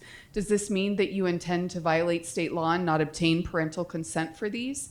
How will the TUSD community know that survey guidelines and state and federal laws are being upheld? Surveys in general section. The distinction between district administered and external research administered surveys has been removed. You deleted the requirements for external research surveys to be conducted anonymously and to destroy identifiable records. Does that mean that any person or agency who conducts a survey can now have and permanently keep student, staff, and parents' personal data? Parent notification section. Why does the notification regarding this policy also include activities that are not survey related? Why are these required activities and opt-out only? What if a parent doesn't see this notice and doesn't know that they can opt their child out? Do parents understand that you are collecting, disclosing, and using personal info from their children for the purpose of marketing and selling it? Do parents understand that you will be giving their children surveys without their consent on just about any topic other than the protected characteristics in the scope section? Do parents understand that you will be giving their children invasive physical examinations with them not being present that involve the exposure of private body parts or acts that include incision, insertion, or injection into their bodies? Is this why TUSD is opening school-based healthcare centers in the schools this fall? Are parents aware that they are federally funded and managed by CDC? These centers are intended to be a medical home where a child can get preventative treatment such as vaccines, specialty care such as mental and behavioral health counseling and prescription drugs, reproductive health counseling and treatment, and much more. Will parents be notified of each visit so they have informed consent and be there for their children? Each center can decide its own policies without guardrails in place to protect minor students and the rights of parents. I see a clear emergence of an anti-parent agenda taking root in the policies that this board continues to vote for. I ask that you rewrite this policy to uphold parental rights. Thank you. Pilar Ruiz.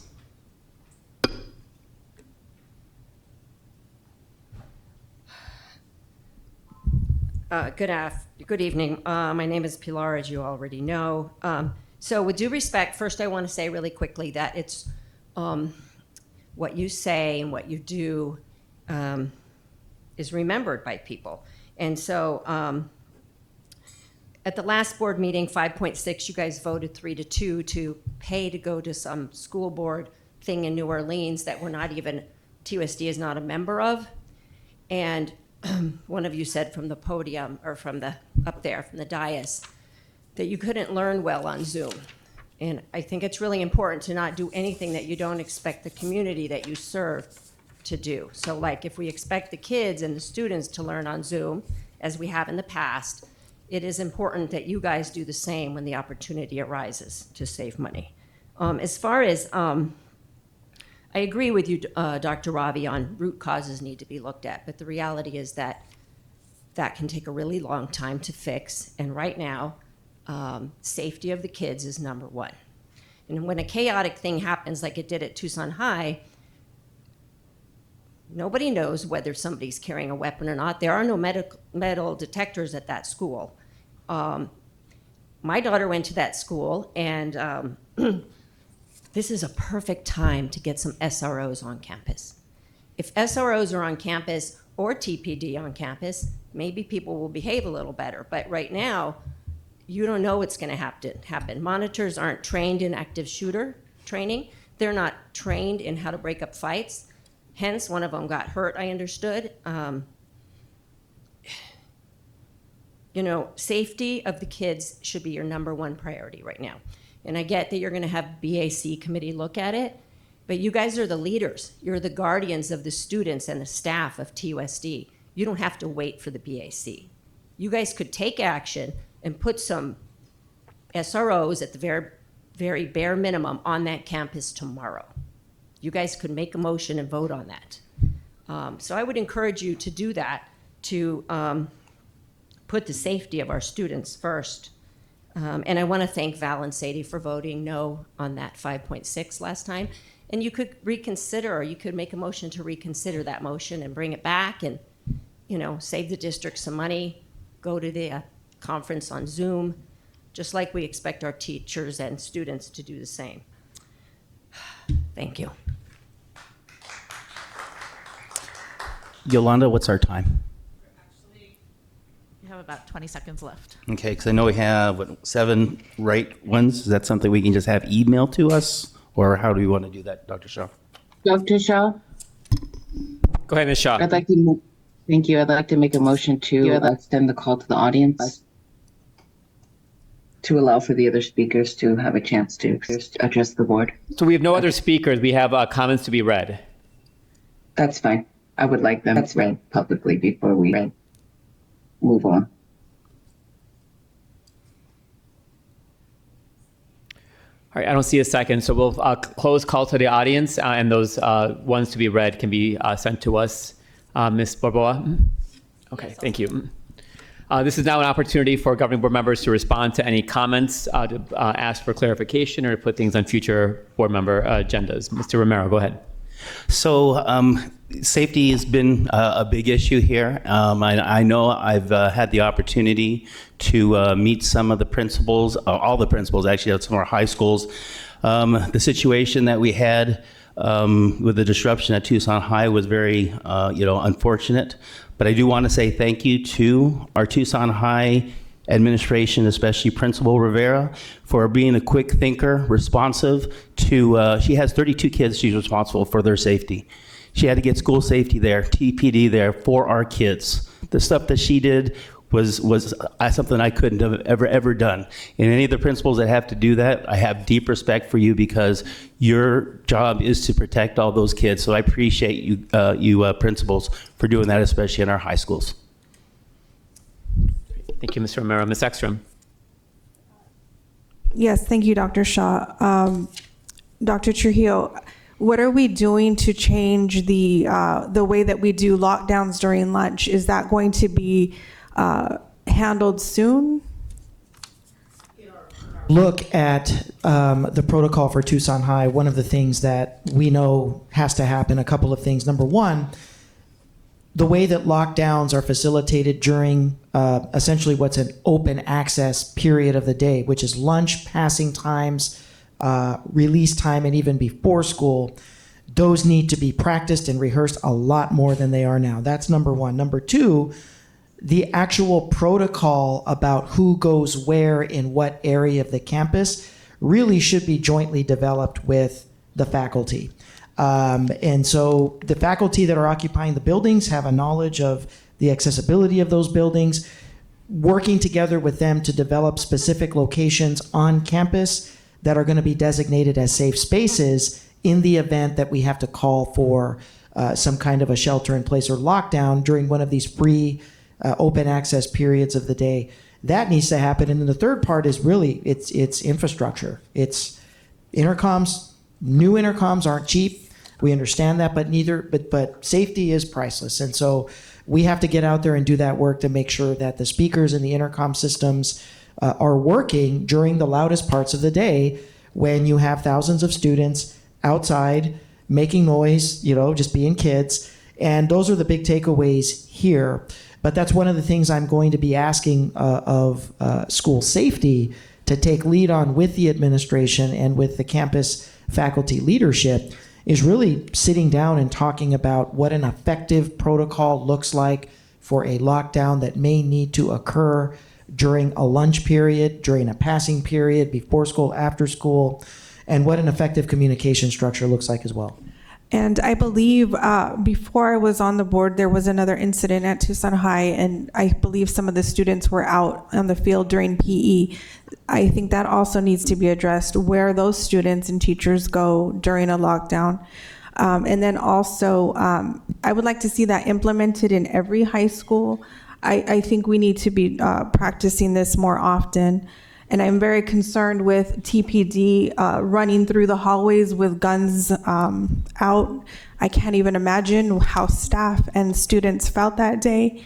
I remember being at home and someone had broken into our house, and we called TPD or South Tucson Police, and they come out with their guns, and that was something that I will never forget as a young child. So I'm very sorry that staff and students had to deal with that. I think that as a board member, I would like some sort of briefing on what security is doing and how we're addressing these concerns as a parent. I think parents need to know what exactly happens during these lockdowns and when those lockdowns are lifted, and what students are supposed to be doing during that time. And then when that lockdown is lifted, who has that say, and will police still be in the area, on campus? There's a lot of things that concern me with this incident, and I think we need to be briefed on that soon. With regard to the, and I want to, because it's response a call to the audience, I want to make sure with Rob, I'm sticking to just the direct response, because we did have a call to, part of the call to the audience involved bells and intercoms. We also need to understand that we don't have a very large, as Dr. Shaw said, we don't have the staffing to really take on the frequency in which bells and intercoms need to be regularly inspected. And I think it's time to start having the conversation like we did a few years ago when we were struggling with grounds about getting some outside vendor help. Because I think at this point, this is about safety. By the time you wait for a team of 5 or 7 to actually attack 86 schools, we have these gaps like we saw between inspections where bells and intercom go down. And that gap in time between the last inspection and an event is when we're finding out we have dead zones where employees can't hear important information. So I'll work with the operations team to kind of take a look at what some outside assistance from a vendor might look like for more frequent inspections on these crucial systems. Thank you. All right, thank you, everyone. This will conclude our call to the audience section. Ms. Shaw, please go ahead. Mhm. Thank you, and thank you to everyone who spoke today. I would like to respond to the topic mentioned by Ms. Brianna about the problems in leadership at Tucson High School. And I would like to ask staff to basically do a culture and climate review of Tucson High School so we can iron out some of these alleged problems with the leadership at Tucson High School. And I'd also like to add to a future agenda a presentation on the Tucson High School staff list of demands that was prompted by the incident earlier this month. And so, the board has an opportunity to take some action on those demands. I'd also like to just put out to the community, if someone could please forward me the video that was spoken about, I would be interested in reviewing that. Thank you. Great. Thank you, Ms. Shaw. Thank you, governing board members. So I'm going to continue on in our agenda this evening, and thank you everyone in our audience for being here tonight. It's always great to have the voice of our teachers and those on the ground to really talk about what's going on our campuses. I understand we're moved 9.1 to next on our agenda, Dr. Trujillo. Members of the governing board, I'd like to welcome our lobbyists from Tri-Advocates. Mr. John Kelly, Ms. Roxana Pitones are here. That's the first time I have not said Lourdes Peña, so I'm getting used to that. But I do want to welcome Roxana. She's the new member to the TUSD lobbyist team. They're going to provide a very brief wrap-up of the 23 legislative session and really talk about what to expect in legislative session 24. And then, of course, hear from our governing board in terms of marching orders, where our board would like them to concentrate their legislative efforts. Mr. Kelly, it's always great to see you in person here in the Old Pueblo. Take it away. Thank you, Dr. Trujillo. It's always a pleasure to be here, close to many members of my family, President Shaw, members of the board. Dr. Trujillo, thank you so much for allowing us to join you this evening and to be part of this proceeding. I've realized that we are approaching the 10th legislative session in which our firm has been in close partnership with the district. It's been a very important relationship for us as a firm. It's been eye-opening in terms of the challenges that you all face, both in your districts, in your schools, and also at the legislature. When we started working with you, we said that we had three major objectives, very simply put, to prevent bad things, to build bridges and alliances, because you can't just advocate on your own, you have to work with others that share your concerns, and to really get a seat at the table, to be heard when you've got challenges. And I think we've made great progress in that area. I think your staff has done an amazing job representing your district on a number of different issues, which we can talk about. So what we want to do with our presentation today is do a quick recap of the last session, just give you a little bit of, I think, sort of now that it's been over for now almost 2 months, a little bit of our perspective on what really happened, an overview of kind of the decision dynamics that we're facing at the legislature right now, and a preview of some of the big issues we see coming, and frankly get your feedback, things that you see as being essential that you need to hear about. In conducting the work we do, there's a number of things we do both in session and out of session. During the session, we have nearly weekly calls with Dr. Trujillo. We have a number of calls with staff on ad hoc issues that come up and arise. We provide a weekly report and bill tracking service. We coordinate with other lobbyists who are operating on behalf of K-12 education.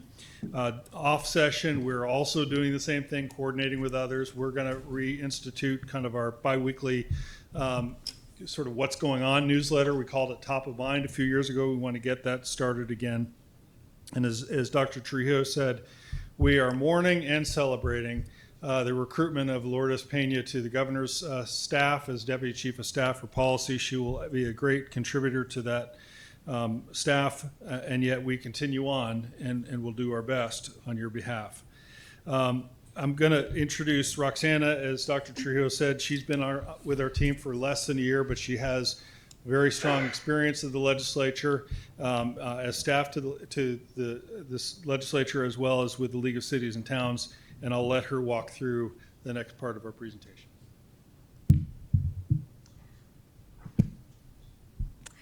Good afternoon, Dr. Trujillo, Dr. Shaw, and members of the governing board. As John indicated, we're going to give you a quick just a recap of the 2023 legislative session to kick off our discussion and sort of set the stage for what we might expect to see in the 2024 legislative session.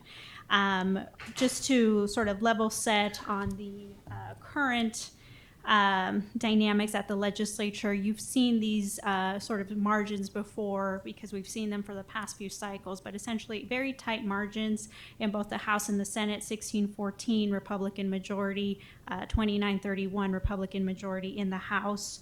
The key difference coming out of the 2022 election was the election of Governor Katie Hobbs. This is the first sort of change in party that we've seen in the executive branch for over over a decade now. Divided government has really changed things at the Capitol. It's taken some getting used to. I think that transition has been harder for some than others. But it ultimately really influenced how the session took shape, and I think it sets the stage for what we expect in 2024. A quick rundown of some session stats for you. 204 days in session. This was the longest session that Arizona has had. I think the closest we had come to that was 178 days in 1988. I should also caveat that the legislature took a number of prolonged recesses during session where they might break for about 2 weeks, then come back, do some work, break again for another week. So that's a part of why we had such a lengthy session. You see that 1,600 measures introduced. Of those, 348 were sent to the governor, and of those, 205 were enacted into law. That general effective date is October 30th. A key highlight for this session was simply the record-breaking number of vetoes that we saw. This is, again, another symptom of divided government.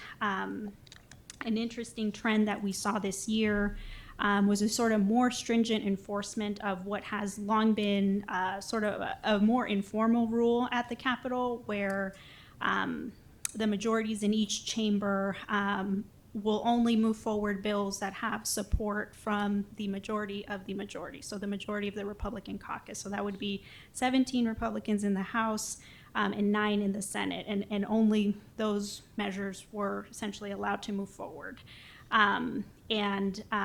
Broadly, the bills that passed on strictly partisan basis were ultimately vetoed by the governor, again contributing to that high record number of vetoes. We put a couple of those vetoes here before you. We won't go into details on them for the sake of brevity, but these are largely speaking to some of the culture war issues that we see down at the Capitol.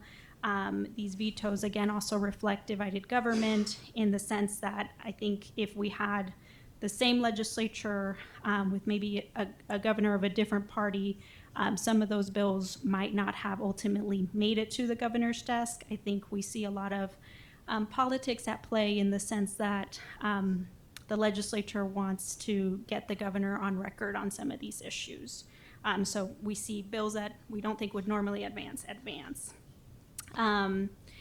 A quick update for you on the budget. This was an area where we were able to see some compromise from the legislature. The budget process this year was peculiar in that at the beginning of session, lawmakers had about $2.5 billion in one-time monies that they were essentially allowed to allocate in return for their support on the budget.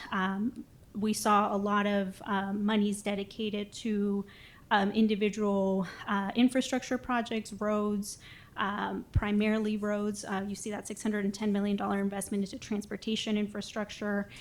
We also saw the largest investment that the state has ever made to the Arizona Housing Trust Fund.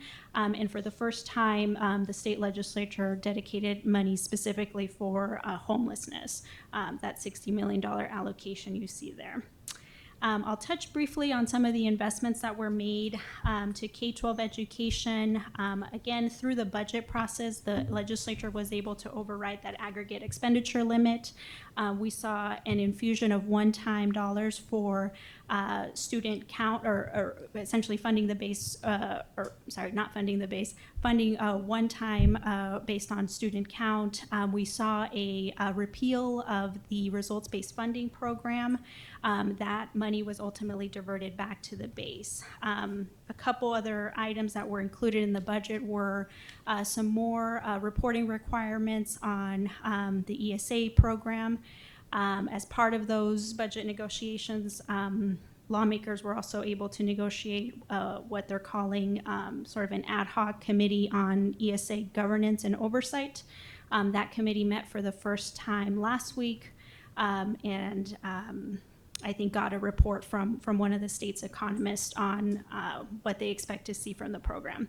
Unfortunately, because of lack of data, the predictions for the program, or the predictions that can be made for the program, are somewhat limited at this point. Just broadly to wrap up a little bit on the 23 session, like I said, we saw a little bit of everything. This was my ninth legislative session for me, and definitely, one of the more unique ones. Every session is different, but this one particularly, during session, we saw some shakeups in legislative leadership on the Democratic side in both the House and the Senate. We had 3 resignations mid-session and 1 expulsion that was sort of a result of an ethics complaint for a lawmaker from the East Valley. And then again, that peculiar budget process that I mentioned, which is unlikely to happen again, just given some of the budget predictions that we're seeing from the state. And with that, I'll turn it over back to John. So looking forward, what we like to do is, because every session, approximately 10 to 15% of all legislation introduced is directed at Title 15 in schools. There's a huge list. It's usually 150 to 200 bills. As Roxana pointed out, that number was down about 10% overall this past year. I think a lot of that had to do with the rules, the majority rules and other kinds of things. But there's always a huge list, but you can always kind of put every bill into these 5 categories. Are they mandates on schools to do something, usually unfunded mandates, to do something more restriction, more requirements, more services? There's always issues relating to choice. Obviously, ESAs, charter schools, and other kinds of mechanisms to provide more and more choice. What there isn't a lot of is more and more rationality, more and more articulation, more and more consumer protection. School finance and operations, there's so many aspects to Title 15, it's gotten as thick as my hand can go. So there's always room to make fixes, changes to school operations and finance. Instruction and curriculum, telling you what you can and cannot teach, telling you what kind of clubs you can have and things like that. You're always going to see issues around that. And finally, the whole issue of accountability and how we measure how schools are doing is always something that gets tugged along. That's why we don't really have a good year-over-year comparison, because we keep tweaking the formula every year. So that's the general category of things. I would assume that all of you will have strong feelings about several of the proposals in each of those categories. So as we deliver our messages to your legislators who represent this area, as well as other legislators and other organizations, hearing from you in those categories is essential to our success. What we see happening now, it's September. We still have 2 or 3 months before the session starts. Bills haven't appeared yet, but there's a lot of conversation. I would say that the number one issue that's sort of popped up on the radar screen suddenly, as you know, we did the aggregate expenditure limit waiver for 2 years in a row. It's that now become an annual event where there's a threat that the money that's appropriated to schools won't be allowed to be spent.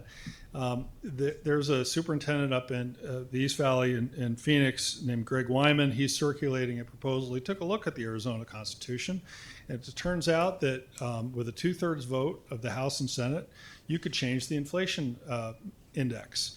And if you did that, you could potentially get yourself more headroom if you go back and calculate our overall education spending. Now, people are reviewing that analysis, determining if that would actually give us some benefit. But if that's the case, then that's certainly a better alternative than going to the ballot with a referral or a citizens initiative. It wouldn't necessarily be a permanent fix, but it could be a longer term fix than the annual exercise we're going through. The reason we have the aggregate expenditure limit issue is policy decisions have been made over the last 10 years that put more and more of K-12 spending on the general fund budget versus local budget. That has been structural choices have been made, policy choices that have been made intentionally by the legislature over the years, and that's why we're having this issue. It's not just because there's more education spending, but because of where the source of that spending is coming from. There's certainly, as Roxana pointed out, a lot of discussion about the ESA, conduct of the ESA program, concerns about relative accountability of those programs, both financially and from an educational value perspective. I think traditional school districts and charter schools share concerns about that, so that's going to be a conversation, and perhaps they'll collect more data to get insights on how that's been spent. But clearly, the first tranche of ESA students tended to be students who were going to private schools or homeschooled anyway, that weren't shifting from public schools. So it wasn't like they were induced to make a choice as they're being paid for the choice they already made. Now, that's not going to be true for every student, and that could certainly evolve over time. There are some quiet backroom conversations. There's always conversations about modernizing the school finance system for the first time since 1982, and we're tracking those very carefully to see if there's any threats or opportunities in those conversations. That gets tied together with modernizing Title 15 and looking at things that were put in place as mandates, again, 30 or 40 years ago, and whether those need to be updated. We're looking also at the agenda from the Arizona Department of Education. We've heard discussions about maybe changing what the graduation requirements would be. Any policy area in that would have to be could go through the legislature and approved by the state board. But for example, the superintendent of public instruction has hinted that he would like to see either ACT exams or CTE credential as a mandatory requirement for graduation. So these are policy issues we'll be fighting. You're certainly well aware of the dual language dual language controversy that's going on right now, where the Attorney General has weighed in, said that the department does not have the authority to require waivers for policies that have been approved by the state board. We're working very closely with the state board staff and the Attorney General's office to track that. That is one area where your staff has been amazing in educating legislators, state board members, and others about the research-based value of the programs you guys are implementing. So the eyes are on you on this one in a good way, because you guys were out there, your folks were leaders and made a huge difference that got the legislation passed unanimously in 2019 that allowed for more flexibility for this kind of programming. We also see a lot of focus, a lot of popularity around workforce development and career and technical education. Very pleased to walk in here to see that at the beginning of the meeting. We also represent the CTE Consortium, which includes your brethren at Pima JTED down the street. They're looking to run legislation to make it easier to get freshmen funded for CTE programs. There are some restrictions that make that very challenging right now. And we're having another meeting down here in Tucson October 4th with Pima JTED and the new director of the Office for Economic Opportunity the governor just appointed. And we hope to make some progress, again, to make CTE more available for more students because of the results that it absolutely makes in terms of student success. The state fiscal picture, as Roxana pointed out, we had lots of money, but Oprah's out of cars. And so we don't have a clear picture of where the state is. We don't think there's going to be a huge surplus. We don't think necessarily there's going to be a huge deficit either. May was up, June was down, July was up. So I think what I'm seeing when I look at the fiscal information is people need to buy more cars and more appliances if you want more money in the state general fund budget, because that's what's really lagging right now. So with the budget surplus gone, there will be a lot of challenges to get a positive budget for education and other important stakeholders.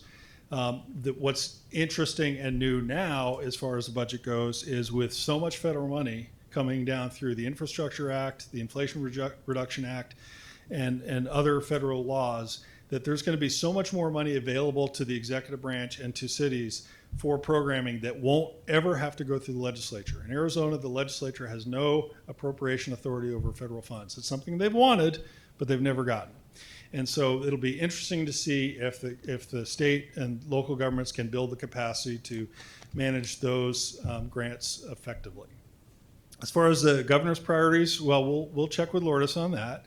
Obviously, they want to defend K-12 from attacks, and they've done so and will continue to do so. She impaneled a teacher retention task force to look into things that the state can do to support improving the careers for teachers. And there's a huge, again, focus on workforce development. There's so much more manufacturing jobs, advanced manufacturing jobs coming to U.S. and Arizona that might otherwise have gone overseas. And so that's building demand for the trades and other kind of skilled positions, and the confluence of technology and trades. It's not just trades, it's not just technology, it's how those work together. So there's a lot of discussions about how to improve the capacity in our communities for that kind of education. I know you care about other things beside K-12 education. When you talk about root causes, you have to think about these kinds of things. So the other matters that we know are going to continue to take up a lot of time at the legislature relate to water security, affordable housing, including for teachers, elections and how we do elections. There's going to be some ballot citizen initiatives that could potentially change the way elections are run, and that will certainly be a very sensitive topic. But the number one constitutional issue, required issue that the legislature has to do every year is the budget. And so that's where all the critical path goes. Everything that happens is connected in some way to the budget. So that's where I think we're going to have to focus a lot of our attention and effort. And your feedback and the feedback from Dr. Trujillo has been enormously important. And ballot referrals are certainly one of the ways that the legislature is seeing as avoiding the governor's vetoes, because if they can get something passed and send it to the ballot and the citizens get to vote on it in 2024, then they think that's the way of avoiding the veto, but they don't want to overload the ballot either. So there's been some tempering of that, but we already have at least 4 ballot referrals, and we expect probably several more to come in the next session. Overall, the political landscape, we're still litigating the 2020 and 2022 elections at the Capitol. We're still having those conversations. Divided government has created opportunities for people to get a lot of attention for themselves, but not necessarily to move the ball on key issues. We put this slide deck together last week before yesterday's announcement, but with the Senate being very slow to consider agency director nominations. Now the governor has said she's going to withdraw them and put them in positions that are outside of that. That's going to be a legal challenge, but it's really the operations of government are at risk when your governor and their leadership can't function. And so that has to get resolved, and I hope that they'll be able to come together on that fairly quickly. The predictions are that next year Arizona will face about 65% more political ad spending than ever before, because we are a purple state. We're a contested state, both for the presidential election, for the Senate election. So you might want to turn off your TV for a while. And finally, just the general warning is that election years are always more volatile, and people are always looking for their soapboxes to stand on. And the communication we have with you, that you have with your legislators and that we have with your staff, makes it easier for us to respond, to sit down with these legislators, have calm, informed discussions, and hopefully take the sting out of their desire to get publicity on the backs of K-12 educators. That's been our priority. It's been very successful. We met with some of your best friends. We met with some of your more challenging critics. We meet with all of them on your behalf, and we appreciate the support of Dr. Trujillo. Every time he comes to the Capitol, he makes a very strong, positive impression on behalf of your district and your staff. So we're always grateful for his time when we're able to get it. With that, happy to answer any questions or listen to anything you want us to take back. Great. Thank you for that presentation on the landscape. Governing board members. Dr. Shaw, Ms. Ekstrom. was there any discussion on funding for all-day kindergarten? President Shaw, Member Ekstrom, that has been on everybody's agenda for the last number of years, but at the moment, no. Although, if you look at some of the federal laws, particularly relating to the CHIPS Act, some of the companies, the semiconductor companies like Intel and TSMC and others that are applying for those kinds of grants are required to demonstrate that they are making high-quality, affordable childcare available within their communities. So there is increasing advocacy for that, but it's not directly related to a legislative process. What about early childhood education, preschool? Mr. President, Member Ekstrom, I am not aware of current discussions on that topic. Okay, thank you. Thank you, Ms. Ekstrom. Ms. Luna Rose. Hi, thank you for the presentation. So can we talk a little bit about the ESA expansion? So we unfortunately have a state superintendent of instruction that has been very favorable towards ESA. So what is the feeling up there right now concerning this possible expansion, and who would be on an ad hoc committee? And then I have a second question for you. Can you speak to that? Member Rose, I believe the members on the ad hoc committee are made up of bipartisan lawmakers, bipartisan representatives. It's chaired by the Speaker of the House, Speaker Bentoma, and it includes at least one member from the Department of Education. I believe it's Mr. John Ward, as well as Representative Griffin? Yeah, Representative Griffin from Southern Arizona is also on there. And I believe the Goldwater Institute also has representation on that ad hoc. And they, as I mentioned, they just met, I believe, last week for the very first time, and plan on having future meetings, although when those are is to be determined. I would simply add that the program has some significant deficiencies in terms of transparency and visibility and data to understand who it's serving and what the costs are likely to be. As Roxana pointed out, they hired a state economist to look at data to try to predict where the program is going from a cost perspective. And he said there just really isn't enough data to be able to give them that information yet, but that's being collected. I think also of importance are those people that are trying to take advantage of ESAs or running into issues where they don't know if what they're getting money for is actually a reimbursable expense. It's not very clear from a procedure standpoint. There are also issues we've come across with our CTE friends where students who are taking ESAs are trying to go to CTEDs and get served, and yet that has to be paid for through tuition paid for by the ESA. And the parents don't know that when they make that inquiry. So there's so much confusion about the program. I think it's one of those things where, because it was agreed to at the last minute in the budget for the previous session, they're still trying to figure out how the program should work, and nobody can really agree if there's a problem or if there isn't, or they won't agree if there's a problem or if there isn't. Of course. I think there's a huge problem, but my second question concerning the dual language. So where is AG Mays on this issue? President Luna, President Not Shaw, yet. sorry, member Luna Rose. The Attorney General made a very clear finding that the State Department of Education did not have waiver authority over those programs that had previously been approved by the State Board. He's litigating that. So that will have to play out in courts as to whether she's on the right side of the law or not. The State Board of Education, I think, believes that they're following the policy that the legislature followed. The question is whether what they passed unanimously was in furtherance of the ballot proposition. There was even a very strong effort to try to get that ballot proposition referred for repeal at the time, again, on a very bipartisan basis. That fell apart at the last minute for lots of reasons.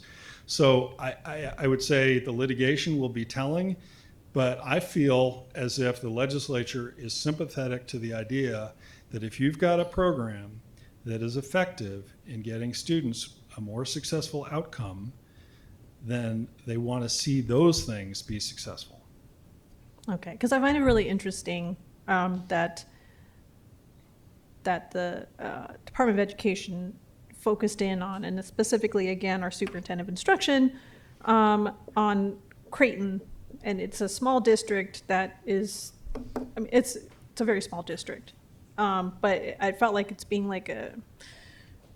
used as like a test area to see where they can get to it. So anything, for me, those two, the ESA and the dual language, the cultural wars are the cultural wars, and they're a waste of time and money that could be, TUSD is, we have been shortchanged $160 million. Maybe some of that money could have gone to security and cameras that we could see at our schools like Tucson High. So for them to focus in on those culture wars is just maddening to me.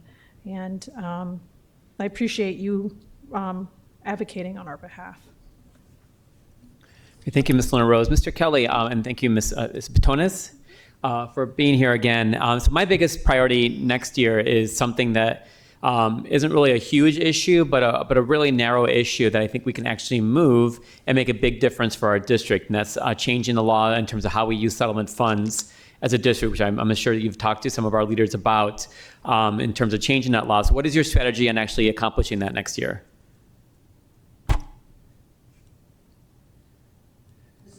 Litigation recovery that I know we've had some conversation with Mr. Hallams, and then also not only with Mr. Hallams around the SRO issue in terms of, you know, who could really qualify for Arizona school safety grant monies. That current language says only a peace officer, police officer, and then litigation recovery, which is the very restrictive use of funds paid to a school district with regard to settlement on only legal costs. Thank you, President Shaw, for the question. As far as this, I neglected to mention two other, what I think are likely to be, let's say three big policy areas, just to make it more interesting. Cybersecurity, obviously you've lived through that, school safety, and artificial intelligence. Those are items that I think have come up, not just in terms of education, but just in a broader policy areas. What should the state should be thinking about those three things? As far as the school safety issues, clearly Tucson Police Department and other law enforcement agencies are understaffed and having difficulty covering these things. We've talked to the Superintendent of Public Instruction's office. They recognize the problem. They agree that this is a problem that needs to be addressed. And so we've been working with them to try to coordinate a policy fix in that area. We think there might be a path where we could actually do something in coordination with the Superintendent of Public Instruction, to be determined on that. As far as litigation settlement, I think there's a number of issues that have come up with stakeholders that we work with about items where, for example, the budget documents come out late, but it doesn't change the school district deadline for submitting things. There's so many restrictions on school districts where you don't have the flexibility to do the job you need to do. Obviously, accountability is important. Everybody believes that. But I think we can add that to the list of things that are being talked about in terms of Title 15 reform or modernization or cleanup, because those things are fairly easy to argue, but they're small enough that you don't have to make a big partisan fight about it. So our strategy tends to be make sure we're working with other stakeholders that represent other areas, share the interest, develop a policy proposal, find a sponsor, and then get the bill introduced and try to get it done early. I think the Senate chairman of education has been very good to work with. The House education chairman didn't hear a lot of bills, didn't want to move a lot of bills. So she's been more challenging, but we have a good relationship with her, and we hope to be able to be successful in these kinds of matters. Okay. So that's, again, one of our big priorities that I would like to see us do. I think that's something we can accomplish. It's this very small change to the law. There should be, a lot of issues are very partisan. This is something that hopefully can be nonpartisan and just allow districts. And this isn't just a TUSD issue. Like half the districts around Arizona are getting some money from the settlement recovery funds from the Jewel and Altria settlements. We have a larger amount because we were a bellwether district. And so, we have a committee that's going to make recommendations on how we can use the funds. And I'd love to be able to have more leeway in terms of how these funds can be used and what timeline. And so for me, that would be something, there's so many big issues that are happening, but this is a small thing that we can actually change the law and actually accomplish to benefit our district. President Shaw, I appreciate that. We'll work on that. Dr. Shaw? Yes, Ms. Shaw, go ahead. Thank you. So I'm interested in evaluating or amending ARS 15-211 as it pertains to the rules and policies for the K through 3 reading program as established by the State Board of Education. I'm bringing this up because I know that the way I was taught reading, and subsequently my parents, how they were taught reading is different than how my daughter and her peers are taught these days. Since literacy levels across our district and in the state are lower than they've ever been, I think it's time that we look at, the source, the State Board of Education, rather than keep pointing our fingers at students, staff, and parents. So I would like to invite our lobbyists and everyone listening to watch the Right to Read film, which is produced by Lamar Burton of Reading Rainbow. And that's where I kind of started learning about this issue. In this film, it outlines teachers in the Oakland School District who, saw for years that their early literacy program was ineffective. And so they petitioned the Oakland School Board to change the ways that they were forced to teach students most recently. And they were successful in their efforts. And so I wonder if we can just look into that and see if we can make our early learning programs more effective. Let's see. Next, go ahead. No, If just you have a thank you. comment, go Thank ahead. you for that. My youngest son just completed a year as a paraprofessional librarian, helping with reading interventions, and so he's lobbying me on the matter. So thank you for that. Oh, fabulous. Yeah. Thank you so much for looking into that, because I think it's really important. And then second, I wonder if we can see about repealing or amending ARS 15-755, standardized testing for monitoring education progress. I received so many complaints from our teachers and staff about our standardized tests, both the content, the time it takes to teach to the test, and the timing of the assessment. And how it, it takes away from students and teachers' ability to finish the year strong, as they have to balance the standardized testing and finals and all of that. And so I wonder if we can, do away with standardized testing, so teachers and students can focus on learning. Or, if that's not possible, if we can have a alternative test that's lower stakes, lower stress, so that the business of learning can happen and take precedence in the classroom. Thank you. Well, thank you very much for being here this evening and for making the trip down to Tucson. Pleasure to be here. Thank you very much. Cheers. I'm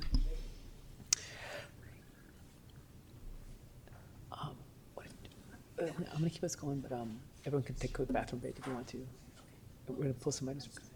It's consent, yeah. You have a couple questions on consent. All right. All right, we're going to take a 3-minute bathroom break here, and then it's kind of it's been going long here. So we'll reconvene in about 3 minutes. All right. Stretch break. Walk around break.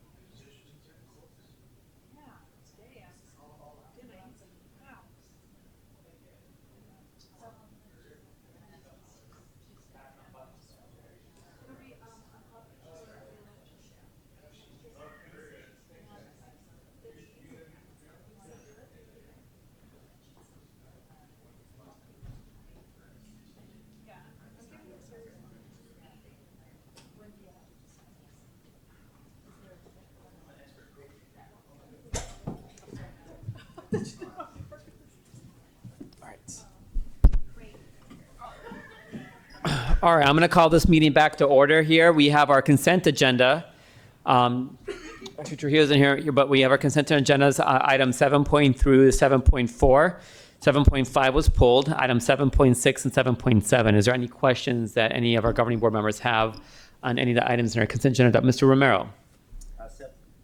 7.6, I have some questions on. Sure, about the approval to utilize request for qualification for Hudlow Elementary School floor replacement project. Right. So we had something recently with another school regarding the quote for the VCT. And after doing some research on that a little bit more and the maintenance that it takes for that, I would just like to see if when we have procurement on doing another one of these flooring things, flooring projects, if we can look at what the difference is to do the LCT, which is a superior product. We're waiting for some of our school leadership to come back here, and I'm not sure if anybody from operations is able to come on here to help. Blaine's out there, okay.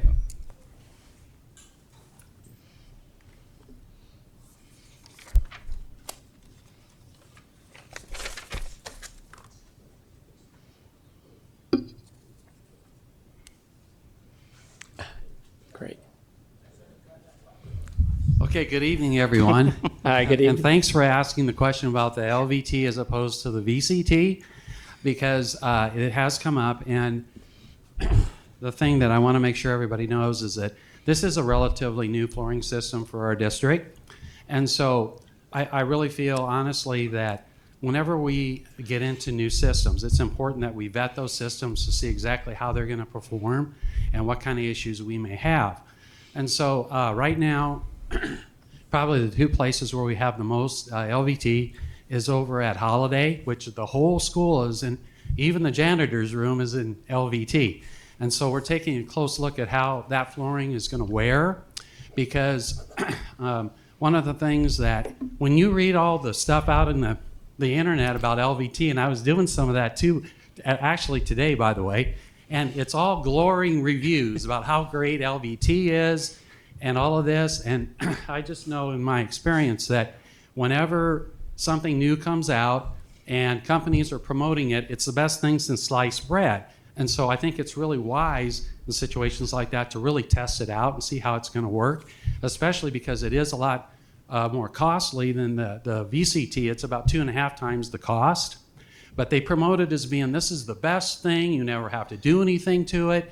And so what we found is that, and what I didn't see in any of those articles, is that they don't mention the fact that if you scar the material, it stays there forever. It's not going to go away.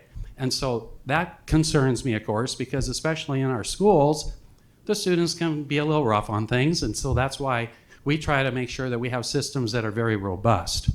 And so another thing is, they say in the information, I'm sure you read it, about how it's easy to maintain and all this, but the thing that we've seen is that, and what you need to know is the seams in the tile, they're not sealed.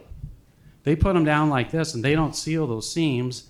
And so what happens is if you spill something on it, it can get underneath the tile and pop them up. So we've seen that happen at Wakefield as an example. So we're taking a close look at all this. Don't get me wrong on this. I think that we want to do things to modernize the schools and make them look nice and all that. I'm all for that. And the one article that I read too, it was interesting because it was more objective in its view about the LVT as opposed to the VCT. And so what they said in the article was it kind of depends on what kind of a situation you have. Like higher learning, for example, like the U of A, like Pima College. That's a little different situation than a K through 12. And so the population's different, obviously. And so they seem to think that that is really a good place for an LVT just because, as you know, it's got texture in it and so forth. And it's just that it gives it a different look. Maybe we could do a combination of both, is kind of what I'm thinking. There might be more appropriate places for the LVT in an elementary and a middle school, high school, than maybe doing the whole school. Because I just think we need to vet this a little bit more before we get too carried away, because we may regret it down the road. And so I think you can't even really get a straight answer from some of the companies, how long is it actually going to last? And so a floor like this is a VCT. This one's going to last probably at least 25 years, probably more. And so we always kind of consider that as well. But that's a great question. I did want to address it because that's kind of where we're at, I think, right now. Dr. Trujillo, go ahead. Yeah, and I want to thank Greg for just providing that clarification, because I'm like John Q. Public layman when it comes to floor. I'm like with everybody else, and we get excited because we see the LVT and it looks so much more modern. It's more visually pleasing. It's got the ceramic plank look, and then we're dealing with, and then it's linoleum, right? But then you get the backstory, which I think is important. There's a reason we're working with linoleum right now. K-12 setting, heavy usage, some challenges with LVT. So I do appreciate the clarification. I think people get excited about just how visually pleasing the higher quality product is and how much of a difference it made at Holiday, which basically gave it a whole new modernized look. Wakefield, I think CE Rose has it in several classrooms as well. The library at Roberts Naylor totally just made over that space. So I do appreciate you giving it a fair look and then also providing the clarification necessary for us to understand why it might not be prudent to just go all in at once on the higher quality product. Well, I appreciate that. And so I do think that there maybe is a compromise with it, because I do think that there's some things we can do, like right up front in the front offices or whatever, because office areas are definitely different than a classroom, no doubt. And so I think there's some things we can do with it. There's also things we can do with the VCT as well. It doesn't have to all just be plain white. We can put patterns in it, like say, for example, CE Rose, or not CE Rose, but Dodge, just down the street here. That's a good example of how you can put patterns in the flooring, and it really looks nice. And so I appreciate all the comments about some of our, I'm going to call them historic schools that we have that made tonight, because you walk in there and it's true. You just go, whoa. And I think a floor makes a big difference, because people look at the floors, and that's why we have to take good care of them. So, but I appreciate you bringing it up so I could address it, because I know we have talked quite a bit about it, and I just wanted you all to kind of know. I had a question. Go ahead, Ms. LaRose. Because I also am a lay woman, what exactly is the acronyms? What do they stand for? So the LVT is luxury tile vinyl, or vinyl tile. Yeah, that's it. Luxury vinyl tile, and the VCT is, or the CVT is the ceramic vinyl tile, is what that stands for. So they're different compositions. The latter, the VCT, is a solid piece of flooring, so that what you see on the top is what you see on the bottom.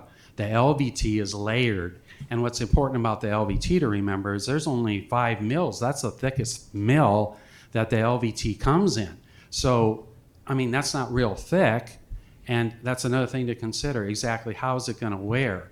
But so I've got the custodial staff is definitely looking close at this, and they've sent me pictures of some of the things that they've run into. So I think that, again, when you start out with something, there's training that's involved with it and just how to take care of it. And Kristen Hoshiko, she's our custodial and grounds manager.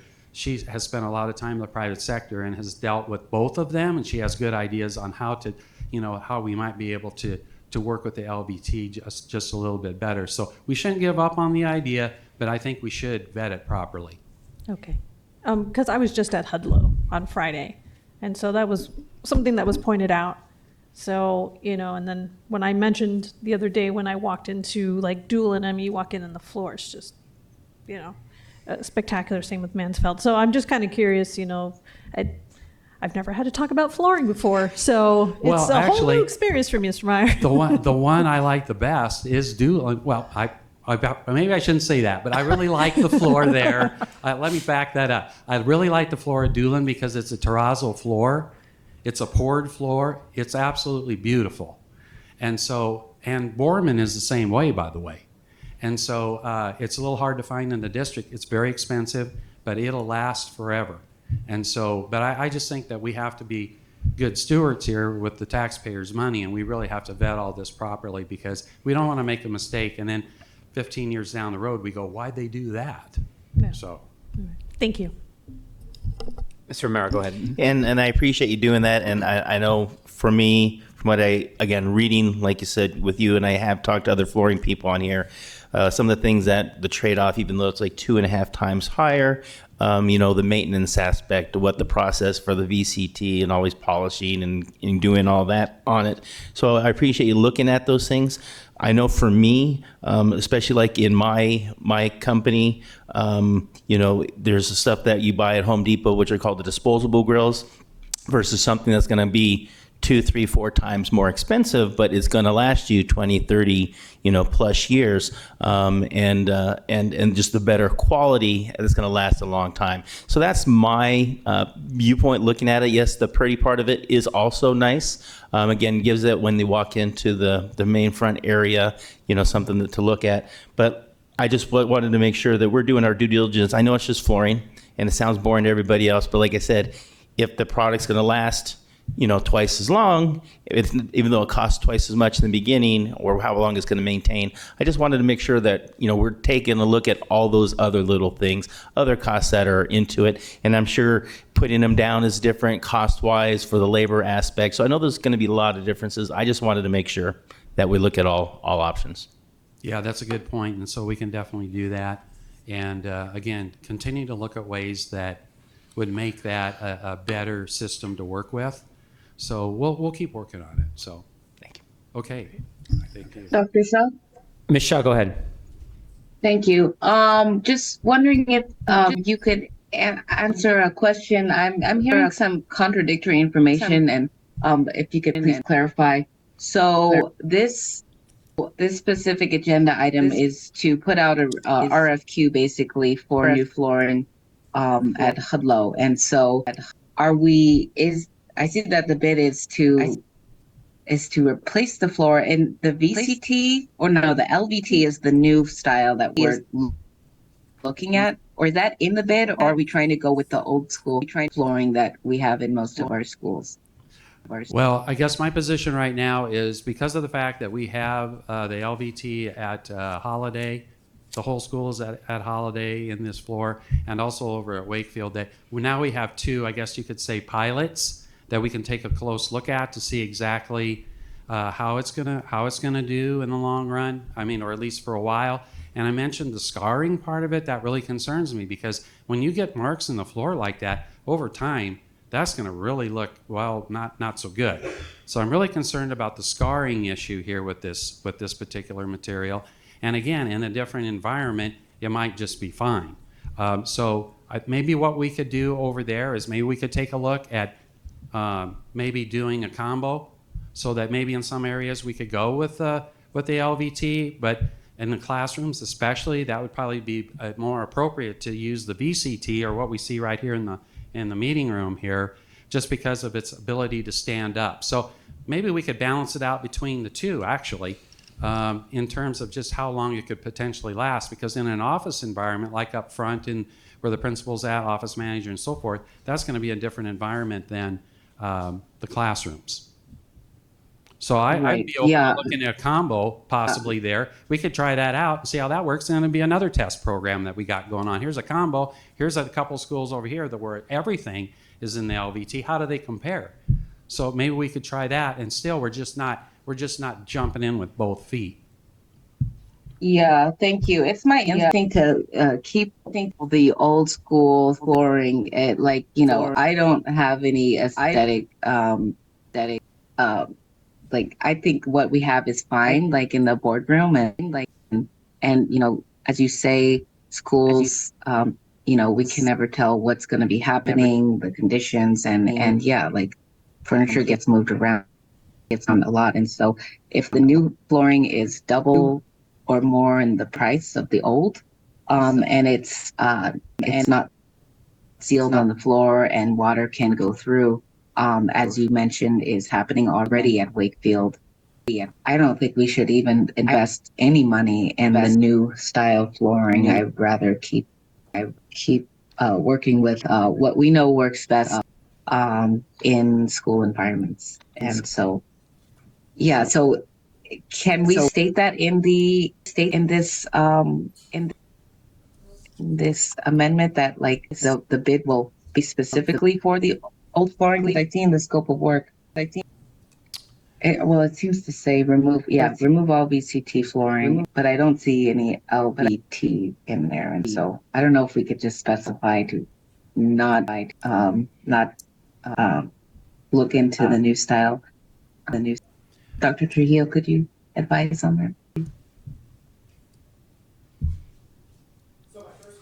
My first question would be, this is a state school facilities board funded project, right? So do we even have that ability? Because it is funded from the school facility, from the SFB. Are we even in a position to pick and choose the quality of flooring, or is there a standard amount that they give us and we just have to work with that? I think Damon's probably a better one to answer that question. Yeah, I think that would be than the me, first question but before I could answer that. Yeah, I think Damon would probably be able to answer that maybe a little bit better. In fact, he might even be. I believe we have Damon up. Now, Damon is feeling a little under the weather. I hope you're feeling a little better than you were in the meeting this morning, Mr. Ballesteros. Yes, good evening. I am feeling a little bit better. Good. To answer the question regarding the LVT and its use, particular to this item, it is we recommend the material to the Arizona State Facilities Board. In this particular instance, it was VCT, the vinyl composition tile, that was recommended to the Arizona State Facilities Board, that we bid out with our JOs, our job order contracts. So we basically present that to the State Facilities Board for their approval, which they have done. So now we come to the governing board because it is an expenditure over $250,000 to get approval on. So Damon, along with that though, I mean, we could still look at, if we're doing the VCT, we could still look at doing patterns and stuff like that, right? I mean, because it's still all the same flooring material. But we could look at doing some creative things there at Hudlow with their school colors or whatever, possibly, right? I mean, or to blend it in. As well as you mentioned earlier, combinations of the luxury vinyl tile, as well as the vinyl composition tile in various areas. When I did speak with our liaison late this afternoon, she said that's definitely an option that we can go with and to take a look at, go back to the board with the updated quote to the Arizona State Facilities Department Board for an updated quote if we go down that route. Knowing how notoriously slow and bureaucratical SFB is, I strongly recommend we proceed with the project as we've submitted it. Damon has already, we've already submitted this project for the linoleum, which is what I call it. And I think we just proceed, and the extent to which we can add patterns at the discretion of Hudlo's team or the Hudlo faculty, we could certainly do that. But I don't recommend going back to SFP for a whole new vote. Sure.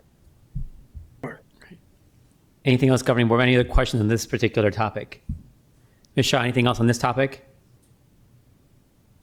Okay. No, just thank you to staff for clarifying.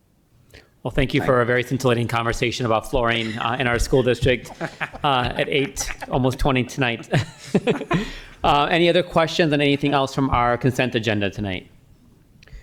Seeing none, I'll move consent agenda items 7.3 to 7.5, 7.6, and 7.7. I'll second. Okay, any other further comments or discussion? All those in favor say aye. Aye. Any opposed? Any abstentions?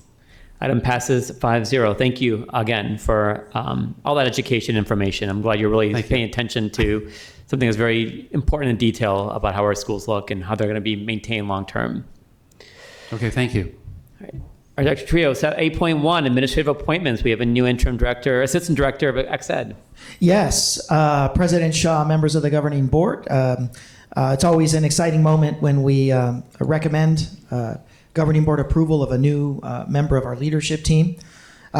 We have been looking for an outstanding leader to serve as the assistant director for exceptional education since the departure of our former assistant director, Greer Martin Parrish, who did an absolutely wonderful job. Left some big shoes to fill.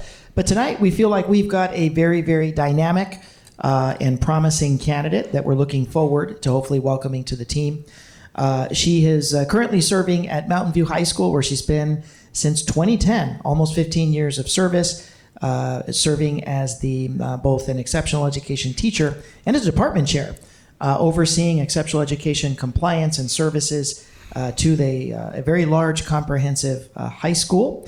And we want to welcome and recommend this evening Megan Montanaro to serve as our assistant director for exceptional education. Great. Thank you, Dr. Trujillo. Governing board members. I'll move to approve. I'll second. All right, item is moved by Ms. Ekstrom and seconded by Ms. Luna Rose. Any discussion or comments or feedback? I'd like to... All those in favor say aye. Aye. Any opposed or any abstentions? Item passes 5-0. Ms. Montanaro, welcome to TUSD. And I'd like to welcome Ms. Montanaro to the podium to say a few words.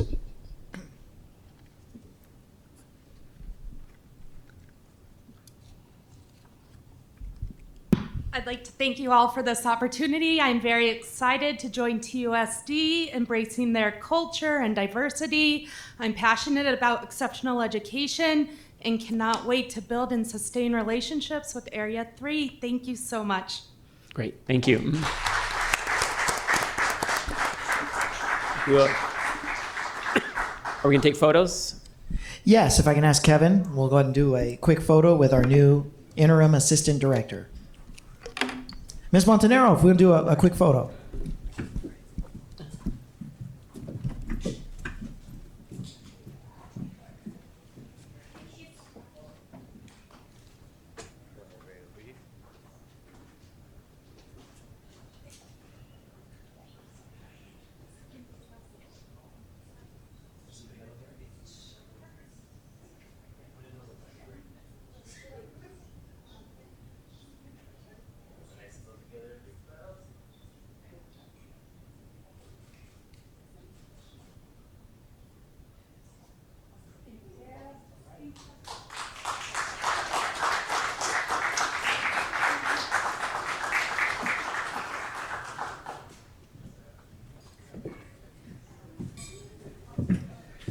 Okay. So next on our agenda is item 8.2, TUSD Fiscal Year 23 Annual Financial Report. Dr. Trujillo. President Shaw, members of the governing board, for the annual State of the Union on the district's financials, we have our Chief Financial Officer, Mr. Ricky Hernandez. Take it away. Good evening again, board members. So I have the district's annual financial report for the fiscal year that ended June 30th of 2023. I will definitely do my best to try to make this interesting at 8:25 in the evening. So just, because we've got a couple of new board members, just kind of a synopsis of what an annual financial report is and what it is not. So this is a report that is required by statute. Every school district in the state has to produce an AFR on forms prescribed by the Auditor General. This is something that, up there in Phoenix, somebody puts together a really big Excel file for us to put this together. It's a summary of the district's budgeted and actual financial activity for all of our funding. It really is just a high-level overview. There's not a lot of detail that you can dive into. Overall, the financial reporting that you see here is going to be used in the spring for the development of what's called the classroom spending report that the Auditor General will produce generally in the month of March. It also finalizes the carry forward amounts for the district in our M&O, our capital, and our classroom site fund. So it will let us know exactly how much money versus our estimates we will actually be able to take forward into this current fiscal year. What this is not an auditing report. Okay, this is not a review of whether we did something right or wrong. This is not the same as the annual comprehensive financial report or the ACFR that you will see early next spring. So this is really just a reporting mechanism and just kind of a high level overview for the district and for our constituents. So this is just a very high level summary, as you can see, of some of our major funds. And some of the balances, particularly pointing at the direction of M&O and the fact that our ending year balance is $38 million. So we spent about 90% of our revised budget, the budget that was revised in the month of May. Going down, the next big one, capital outlay, we intend to have a carry forward of just over $21 million. So just under half of our budget was actually spent in the capital outlay fund. Federal grants, our next biggest chunk, that's where ESSER tends to live. Our balance is about $61 million, but that is all our federal funding. So just kind of take that into account. In terms of our other funds, these are just everything else that we have within the district that we use, and I'll break some of those out for you. The report itself that's laid out in the board agenda item will actually kind of give you a little bit more detail, a little bit more information of how these things move, but I wanted to give you just an overall view of our ins and outs. We had a revised budget in this district of over $860 million. We spent over $500 million. So just over 40% of our budget, or over 60% of our budget, was spent on the operations of the district. We left about $175 million on the table that can be used for a variety of purposes. Some of the key funds that I wanted to point out in the blue square on the left, you'll see some of our larger federal grants budgets. Title I, about a $2.6 million carry forward. IDEA, which is our special ed federal funding, about another $2.3 million. ESSER 2, we zeroed that out, left no money behind. We've essentially paid everything we needed to do. Now, ESSER 3 at the end of fiscal year 23 had just under $50 million left. I wanted to note that this doesn't necessarily represent what will be available in totality for fiscal year 24. You will get an update letter later in the fall as to what ESSER 3 will look like. This is just merely presenting the budget balance carry forward, how much money is still left available from the budget that was approved by the board last year. In some of our internal, kind of our larger, internal service funds that we tend to look at, food service. Now, there's a fund balance column, which is really taking a look at budget minus the expenditures versus, what actually kind of came in, and cash. That's how much money was actually generated that we actually still have in the bank. So even though you may see some deficits, for a lot of these, the negative balances are really going to be eaten up by the cash balances. So food service, for example, based on their budget, they overspent their budget by $257,000, but they have a cash balance of almost $5.2 million that will essentially carry out whatever that deficit is. Going down the road, that's kind of the same story. Community schools and the infant and early learning centers, Brickta and Shoemaker, we combined those together. I presented them to you discreetly since we've seen that These in the past community schools are before and after school programs, some of our other preschool programs, tuition-based that are not the IELCs.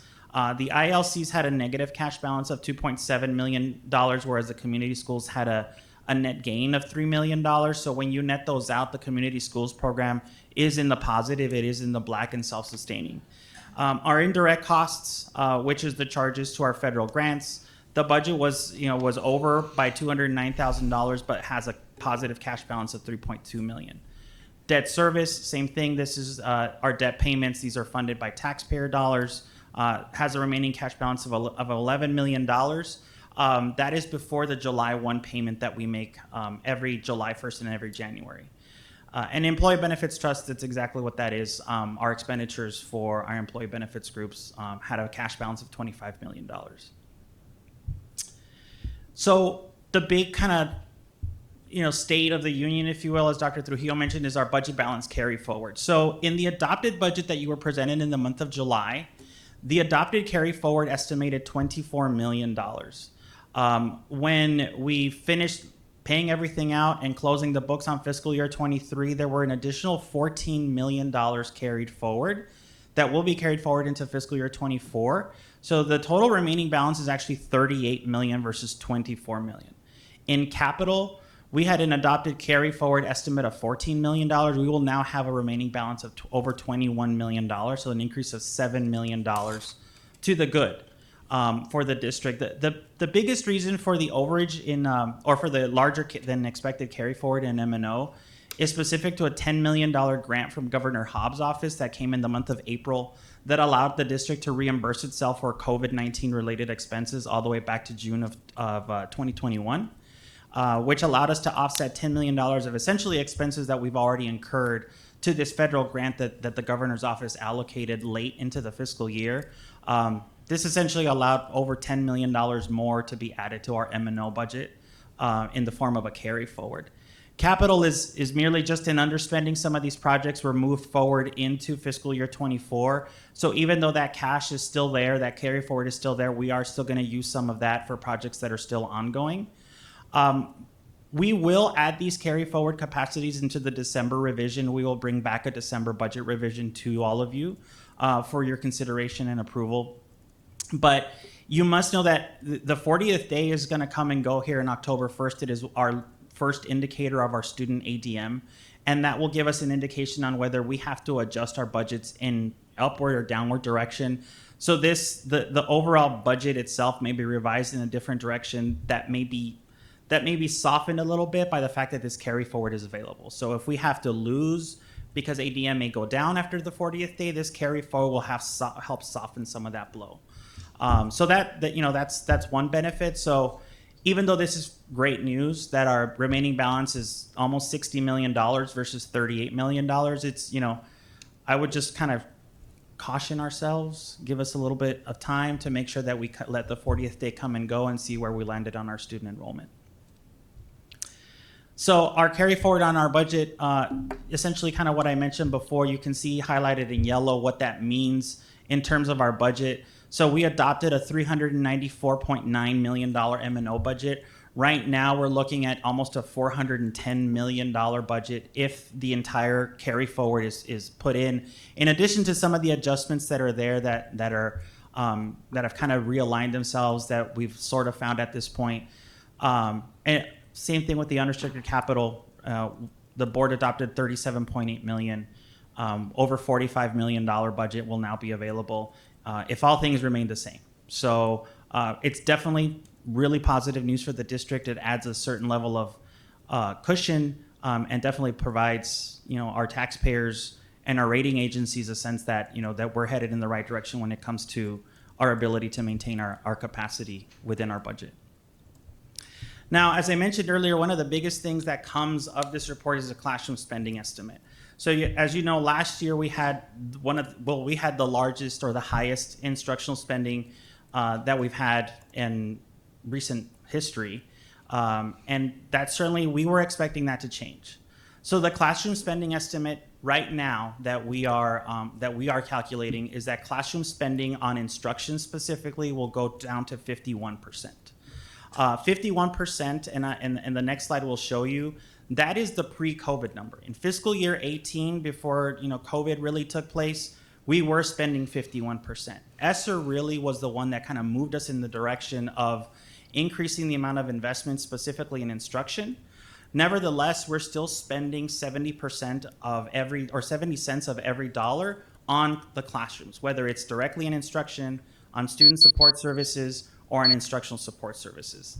The other 30%, as you can see, are in admin, plant, food service, and transportation, and I'll kind of give you some explanations about it, but just graphically, this is kind of what it looks like. This is our estimate. The Auditor General will come out with her estimate in the spring officially to let us know kind of where exactly we fall. We tend to be pretty close to what they've estimated, so we're expecting to stick to some of these percentages, but we'll officially know in the first quarter of 24. So what's changed? ESSER definitely had an impact on our spending, even though instructional spending last year grew by $25 million or almost 52%, and student support grew by almost 180%, the budget decreased. We had a budget that's 30% lower than the prior year. So we only had a budget of $168 million versus $242 million a year before. So that denominator dropped. Even though we're spending more on a smaller cushion, we knew that the fact that we're slowly chipping away at ESSER and the amount of money that we put into the classroom, that's no longer available. Plus, pre-pandemic levels of spending have returned, and inflation costs are there. The prior board provided significant salary increases to groups outside of the classroom, particularly in our transportation, plants, operation, and food services. So you can see, I won't go through all of these, but the majority of these are increases that are related to salary and benefits. The one that I want to really tack onto is administration, because I know that that's one that people tend to look at. Even though that had a change of $8 million and a percent increase of 30%, the one thing that we have to know is half of the administrative costs in this district are school administration costs. These are our principals, these are our assistant principals, our office managers, the necessary administration of the school. These are not necessarily district administration. Moreover, this district spends on par with the rest of our neighboring districts and across the state on administration costs. So I want to make sure that I reassure the community when it comes to administration what that number actually means, because we fund those and we certainly compensate those individuals very differently than central administrators.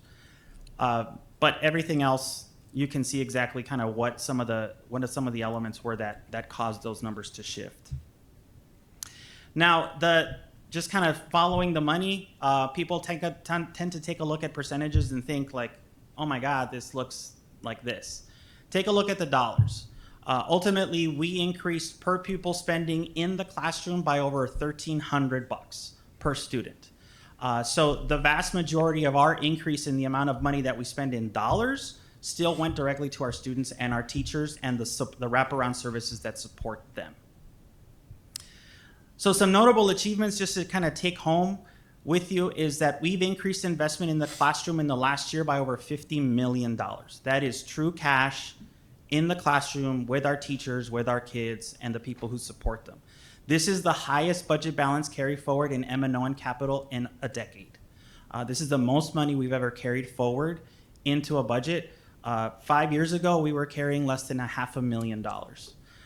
And we've increased our fund balance by 40%, which shows everybody that we are on a solid financial footing and able to manage external budgetary pressures due to some of the actions that this board and this administration have taken in the recent past. So I want to make sure that I point those out to everybody. Other than that, questions, and thank you. Great, thank you, Mr. Hernandez. Governing board members, any questions about our annual financial report? Ms. Luna Rose. Thank you for being so thorough. School finance is a complex place, as you all know. So it's dull. It's okay. It's boring. It's boring.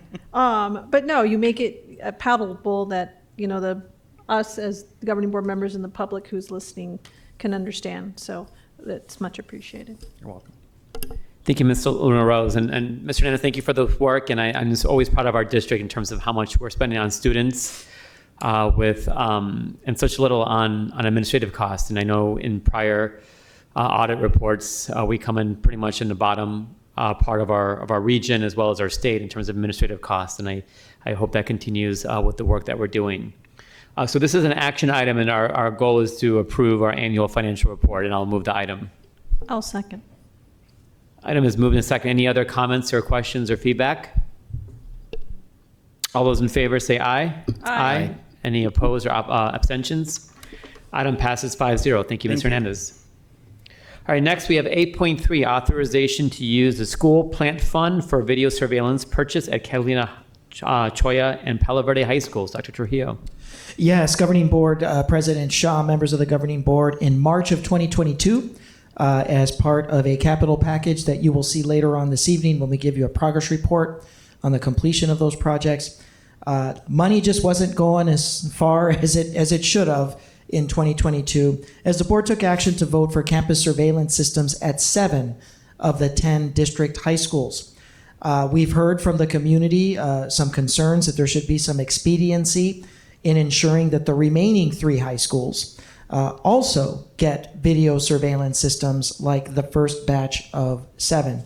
So tonight, in honor of that request and in the name of safety, and to make sure that the 3 remaining campuses have the same video surveillance capabilities that the other 7 high schools have, we'd like to recommend the purchase of video surveillance systems at Catalina High School, Choya High School, and Palo Verde High School.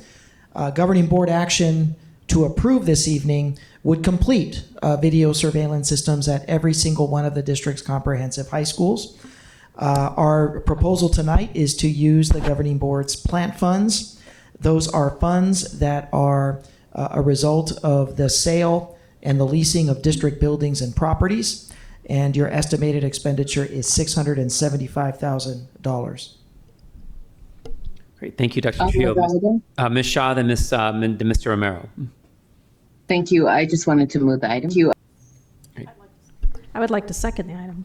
All right, item is moved by Ms. Shaw and seconded by Ms. Luna Rose. Mr. Romero, you have some questions or feedback? Yeah, just real quick. Of the 7 schools that already have that, are those schools all functioning? Do we know? That's the assessment that we're going to be undertaking that Mr. Meyer spoke of earlier. We can now confirm that every single camera at Tucson High is functioning. However, it took us going out there after the incident and repairing about 7 or 8 cameras. So we are in the midst of that assessment now. Like all the other ones like Sabino and Yes. Santa Rita are all working. And then what would be the turnaround time to get these cameras up at these campuses? Do we have an idea? That is the unknown. It depends on the vendor. I do think that this will probably move a little quicker because with your purchase of 7 systems back in 2022, we were still in the thick of a lot of supply chain issues brought on by the pandemic. I think we're through some of that now, and these video surveillance systems will probably get here a lot quicker. Thank you. All right, seeing some other comments or feedback or questions, all those in favor say aye. Aye. Aye. Any opposed or abstentions? Item passes 5-0. Thank you for bringing this one to us. I think this is great to be able to complete all of our high schools with video surveillance equipment. Next is item 8.4, review and approve an MOU on professional development opportunities. Dr. Trujillo. Yes, President Shaw, governing board members. There are 2 agreements memorandums of agreements up for your consideration. First is 8.4. I want to turn it over to our Employee Relations Director, Ms. Maria Salamesa, and our TEA President, Mr. Jim Byrne. Thank you, Dr. Trujillo, President Shaw, governing board members. The first item we're coming forward with pertains to the white collar food service group. There are 2 items in there, one being a request for the approval for the white collar PD fund to continue. Just so you know, last year they were allocated about $25,000 and there was money left over in that fund. So we're just asking that it be rolled over. It shouldn't be a new expense. And just to continue the PD fund there, and it was part of our agreements this year through negotiations. Further, for white collar food service, we have an agreement to correct an error that took place when we presented the white collar food service agreement in August. And both memorandums have been signed, and Mr. Byrne is here as president of TEA also to answer any questions you may have. So we're asking for both MOAs to be moved and approved. Mr. Burns, anything you'd like to add? No, just for clarity's sake, the adoption of the thing that's being removed was not understood that it was still contained in there. It was not a point of unity in bargaining, but something that we're going to take it, both sides of the table are going to take into consideration next year and try and find that item to be sort of resolved. So it was more like a clerical mistake. And, both sides didn't see it as there are numerous red lines and a long document, 2 long documents to sift through. And so we just wanted to be judicious in getting this sort of clarified and transparent. Great. Thank you. Any questions or feedback from the governing board members? All right, so we have 2 items, 8.4 and 8.5, and I'll move both those items. Second. Item is moved by myself and seconded by Ms. Ekstrom. Any further comments or questions? All those in favor say aye. Aye. Any opposed or abstentions? Item passes 5-0. Thank you. Yep.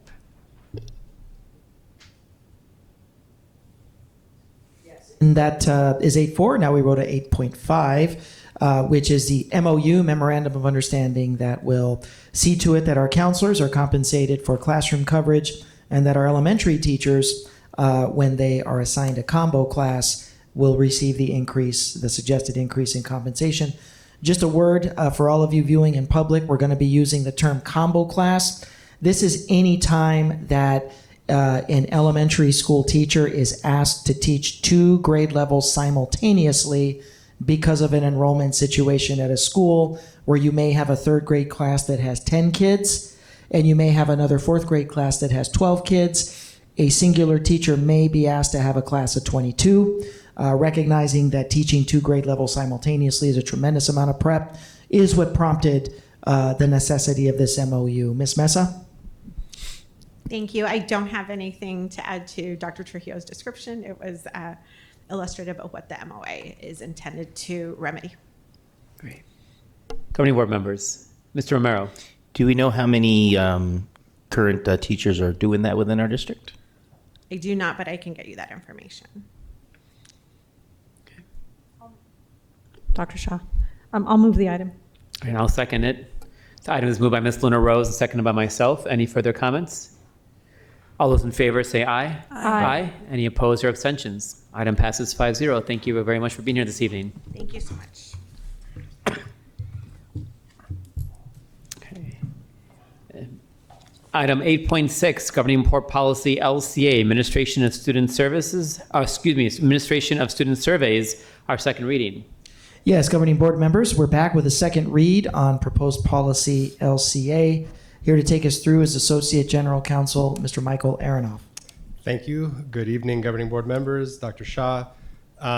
This policy was approved last year and was really focused on students. It was brought back this year when we recognized the need to also address how these same sorts of surveys were issued to staff and others. And so we wanted to expand on the policy.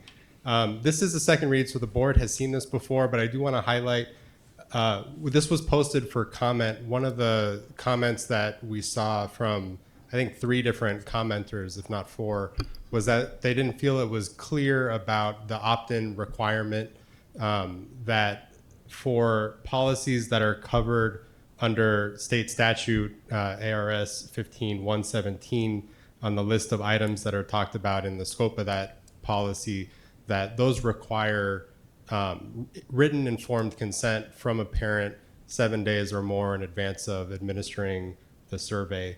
And so we tried to update the language just a little bit to make it really clear that this was opt-in in those circumstances. And then I guess I also want to address, while I'm on it, I heard the call to the audience. One of the call to the audience members did address this policy. The one thing that I think in there that is sort of worth following up on, and I'm happy to answer other questions, but the one thing I noticed that they were right about was there are 2 items that are listed in the statute that were just overlooked. We're obviously under the law required to apply the law for all of the different topics that can be covered, but there are 2 topics in the statute that for some reason didn't make it into the policy. One is pupil biometric information. The other is quality of home interpersonal relationships. So for the sake of completeness, we would suggest if the board is going to move forward with this policy, as we hope that it will, that it adds in its motion that we add those 2 things to the list of currently 12 topics that are currently listed in the scope of the policy. Great. Thank you, Mr. Aronoff. Governing board members. So, oh, sorry. Go ahead, Mr. Romero. And I know I sent this off, just kind of, I don't know, because I hadn't seen anything new on my emails. In and under policy, it talks about individuals and agencies who would like to conduct research activities and would like to receive and use the TUSD data for research and evaluation purposes. Dr. or Mr. Ross, do you know, did we get any information up on that? Mr. Romero, no, we don't have a complete list of that. It was a long list. I think the request was back to 2004. So that's going to take considerable time to compile that list. No worries. I was just wondering maybe if there was like a little spattering of certain organizations. And then just to clarify, Mr. Aronoff, to the 12 that we have here, the 2, where do we go, the 12, we add 2. The additional 2 items that were mentioned at the call to the audience, do you think by just adding that, we've kind of made this now more complete? Yes, exactly. I think the intent of the list was to reflect what is in the state law, because that's the requirement that we're trying to embody in that description in the policy. And it was really just an oversight. And so, yes, that's the statute lists 14 items. We somehow only got 12 of the 14. So we add the other 2 and we're complete. What are the 2 items? One is pupil biometric information, and the other is quality of home interpersonal relationships.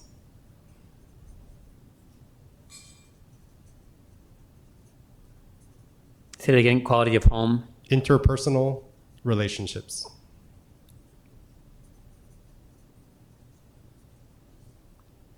Okay. And then back when this was a first read, I had mentioned or questioned why, hold on a second, where was it? Why the written consent must be received back 7 days before administering the survey, not just before the survey was administered. That's the statutory requirement. The statute requires the consent to be received 7 days before. For surveys administered to students that cover any one of those 14 topics that are listed in the statute, it requires written informed consent at least 7 days before administering. Okay. If it doesn't, right, if the survey is on some other subject, which of course happens also, then that requirement doesn't apply.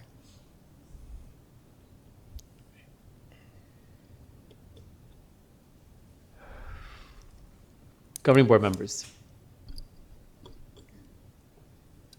No question. Mr. Aronoff, so I know you said that as I'm reading this under the scope about the opt-in, and I saw some of the comments, so I'm trying to figure out, wouldn't this be more of an opt-out than an opt-in? I mean, is there like a delineation that I'm not picking up in this as I'm reading it? So the opt-in piece is that if we are going to administer a survey on these topics, the parent has to opt in, right? In order for us to do the survey, we have to get the consent ahead of time. We have to, in fact, give the parent a copy of the survey that we intend to administer and then get that written consent. So that's where the opt-in language comes from. Otherwise, if it's not something that's covered by that opt-in requirement under the statute, we do have opt-out, sort of a discussion of where an opt-out option exists for parents. Okay. Because if there's a parent who, or the child doesn't, if it's sent home in a backpack and it's never seen, and the parent doesn't know, I mean, I feel like in this particular, I don't know how we would word it, but I feel like there's just a nuance missing that would go a long way with something like a situation like that. So I mean, if we have a situation where a student is sent home with a survey and we never get it back from the parent, we just can't then administer the survey to that student, assuming it's on one of those topics. So we sent home, for some reason, a student with a survey on their medical history that we say, we want to administer this survey, give this to your parent, we need to get their consent, and we just never get it back, then we would it's never just move null and forward void. with administering the survey. Okay. Right. Okay. I guess that's self-explanatory. I just feel like sometimes people like be able to see that in writing, but that's neither here or there. So, okay, thank you. Dr. Shaw? Ms. Shaw, go ahead. Thank you. Mr. Aronoff, so piggybacking off Ms. Luna Rose's question about the opt-in, is there I guess a process that we have outlined to administer the opt-in form, I guess, to parents? Like, I agree, like, sometimes my daughter has important forms in her backpack and she never tells me about them and they're never crumpled up and I don't see them. And so are we asking for anything that has to be like an opt-in? Are we going straight to the parents like via email or text, or does it differ per school or per survey? So we haven't outlined a specific process for a survey to go through. These are the kind of general statutory requirements that we're obligated to follow, as well as some sort of policy guidance that we've added to try to clarify. But we haven't gone through and said specifically, you have to send them home with this form, or we haven't outlined a more specific process. We've only outlined the broad requirement that if you are going to administer a survey, it's got to go through the A&E department, and then also it needs to have the written informed consent ahead of time, and at least 7 days ahead of time. And really, I mean, in practice, from our perspective, at least in the sort of legal and compliance side of things, it's not critical how that happens as long as they've abided by the things that are laid out in the policy. If a teacher's practice is, I'm going to send this group of things home with the student at the beginning of every week so that I can get it at the next week, that's fine as long as it's the 7 days in advance. If I'm going to do it on a semesterly basis, that would also be okay as long as it's more than 7 days in advance. So I guess I don't know that we need to be a lot more specific. Each sort of teacher or person administering the survey can find what works best with their community, their classroom, their group of students, as long as it fits the broad outlines that are required in the statute. Thank you. So I said this many months ago in the spring when this first came to us, and I'll say this again. I know our purpose and your purpose of you bringing this in front of us is to stay compliant with state law, but this is really bad policy. So much information, so many resource allocations, services we provide in our community that affect young people in our community are based on knowing what our youth need. And the way we know what our youth need is by surveying youth. And by putting more handcuffs on researchers and public health surveillances and other ways that we learn what's going on in our kids' lives, the less our resources are properly allocated, the less services we properly provide to students that need it most. And as a physician, family physician, I've worked in a high school-based health center. I was a medical director of a high school-based health center. It's my first leadership role I've ever had in my career. I looked at the youth risk behavioral surveys and other surveys that really helped us understand what the needs were of the youth that we were serving in our communities. And so I know we're trying to stay compliant with state law, but I just want to put on record this is really bad policy. This is really going to hurt our community's ability to provide resources and services for our students that they need.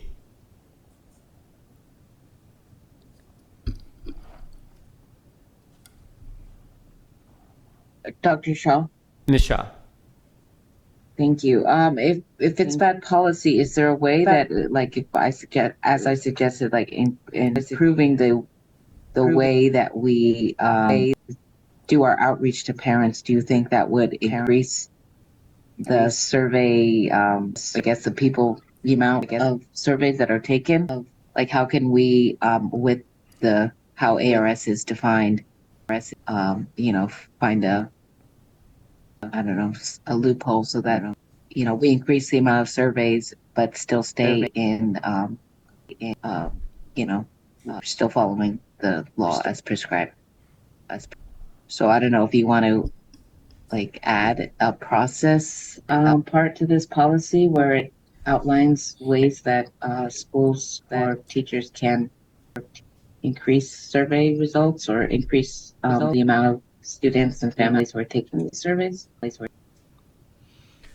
I don't know the answer to that, Ms. Shah. I haven't read ARS 15117. I'll defer to our legal team in terms of making sure that we stay compliant with the law in a way that maximizes the number of the amount of information we have to make decisions as a community. I mean, I will say, first of all, we don't like the term loophole. We just, we work with the laws that we have, and we figure out the best ways to comply with them in a way that serves the district. I think in practice we can absolutely reach out and communicate with families. I don't know whether that needs to be written into policy or that can just be a matter of how we practice community outreach. I don't think that's a bad idea at all, figuring out ways that we increase engagement, understanding what the strictures that we have to work within. Okay, thank you. Yeah, loophole was a very poor choice. No. I mean, sorry. Get sensitive lawyers. For sure. Okay. Dr. Shaw. Actually, it's Dr. Trujillo. Do you know, because I was looking, when this was adopted about almost 20 years ago now, but in your time here at the district and before our tenure on the board, have you known any other ways these surveys have been distributed? When I first came into the district, you didn't have half the requirements and all of the opt-in and all of the opt-out stuff that we're seeing in this. We've always had requests to conduct research, go in through a specific department in assessment and evaluation. But the most expansive survey that we give is the school quality survey, the SCS. We've never needed an opt-in for that. That we've always just distributed that, and that's an example of what Dr. Shaw is talking about. The school quality survey is that really kind of defines or serves as a vehicle for us to set goals around campus improvement, climate, culture, safety, what our students are experiencing in the classroom, on the way to school, on our buses. And this requirement, I think, is probably going to have a significant impact on the overall number of students that would be able to participate in something that important. So no, we haven't had these restrictions in the past.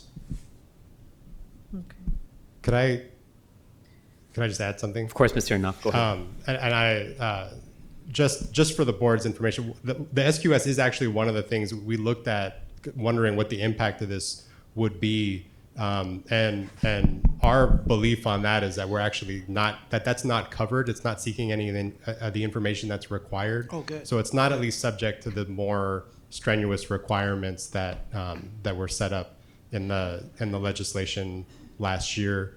That's not to say that none of the surveys that are administered in the district have been impacted. I think we've seen some impact in counseling and some of the mental health surveys and work that they're trying to do. But for at least what it's worth, the SQS is one that we think we can continue to do what we've been doing.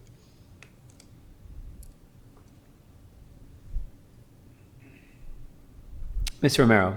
I'd like to make a motion to be compliant with state law using a legal's guidance and recommendations on the 2 items that we need to add to be safe on that. And the biggest thing is, again, be compliant with state law. I'll second. If I can. All right, so we have a motion and a second motion by Mr. Romero to approve the item as presented with the addition of pupil biometric information and quality of home interpersonal relationships added to the list of a dozen items on there, and a second by Ms. Luna Rose. Dr. Shaw? Ms. Shaw. Yes, just wanted to make sure that this policy states also that it's each survey and not just like one time per year that they have to opt in. I believe it does. I will. It does. Okay, Yeah, it's thank you. for any survey administered to students, so it's each survey. Okay, great. Thanks. And I'd also like to thank Ms. Radliff, who spoke at the call to audience tonight, who flagged that we were missing those 2 requirements for this policy. So thank you. All right, all those in favor say aye. Aye. Aye. Any opposed? I'll abstain. Item passes 4-0. Thank you. Thank you. All right. We have 2 informational items. It's already past 9 o'clock. I want to make sure that each of those 2 informational items gets due justice for us to really talk about some important things. Dr. Trujillo, you recommended two-way dual language be moved to a future meeting? I do, because I think item 10.1 is crucial, and that's also honoring a request from Governing Board Member Ekstrom, who wanted an update on the fencing and the gating selected schools. So I would propose that we move 10.2 to the next meeting. Any objection? All right, unanimous consent for moving 10.2 to a future meeting, and we'll cover our capital projects update. Dr. Trujillo. Yes, President Shaw, governing board members, in March of 2022, the governing board approved of a around $7.5–8 million capital project focused on the renovation of our bathrooms in some of the largest high schools around the district, a new ground-up facility in financial cooperation with the Department of Defense over at Borman, and then a first wave of schools to get fencing and security gating upgrades, as well as the first 7 schools to get cameras. So here to give an update on this work is our facilities director. He's been busy tonight. He's back. Greg Meyer coming in again.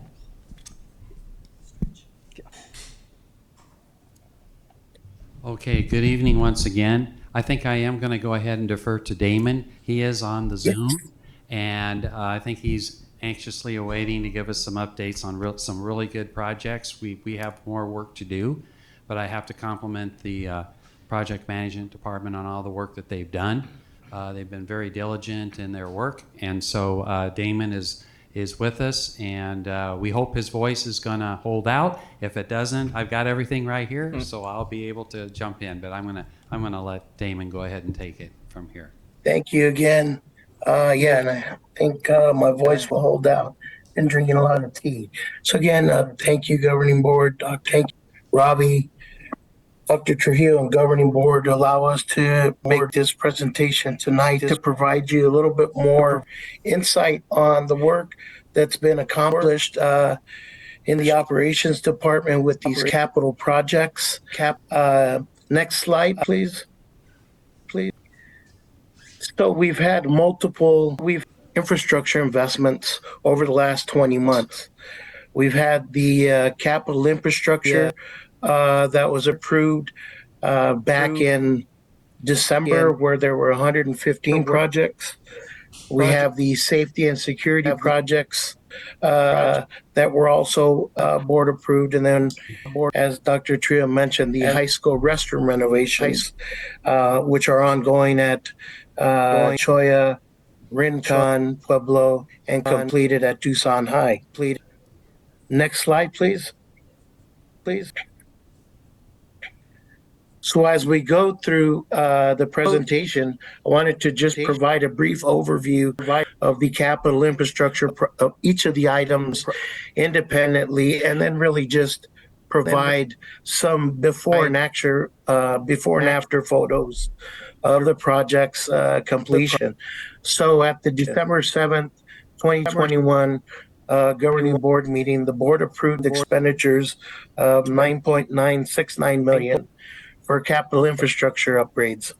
These upgrades included building systems improvements, grounds, pavement maintenance, marquees, HVAC retro commissioning, special systems and security, and our food services, roof, HVAC, and interior renovations. So now I'd like to take you into just some brief slides that have been selected with some before and after photos. So here is one capital project that was greatly appreciated. This is the Pueblo High School pool. This is again photos of the before and after. The before, you could see the last time the plaster was replaced in the pool. Our contractor said had to have been at least 36 to 40 years. You could see it down to the concrete. So that's again really, really nice.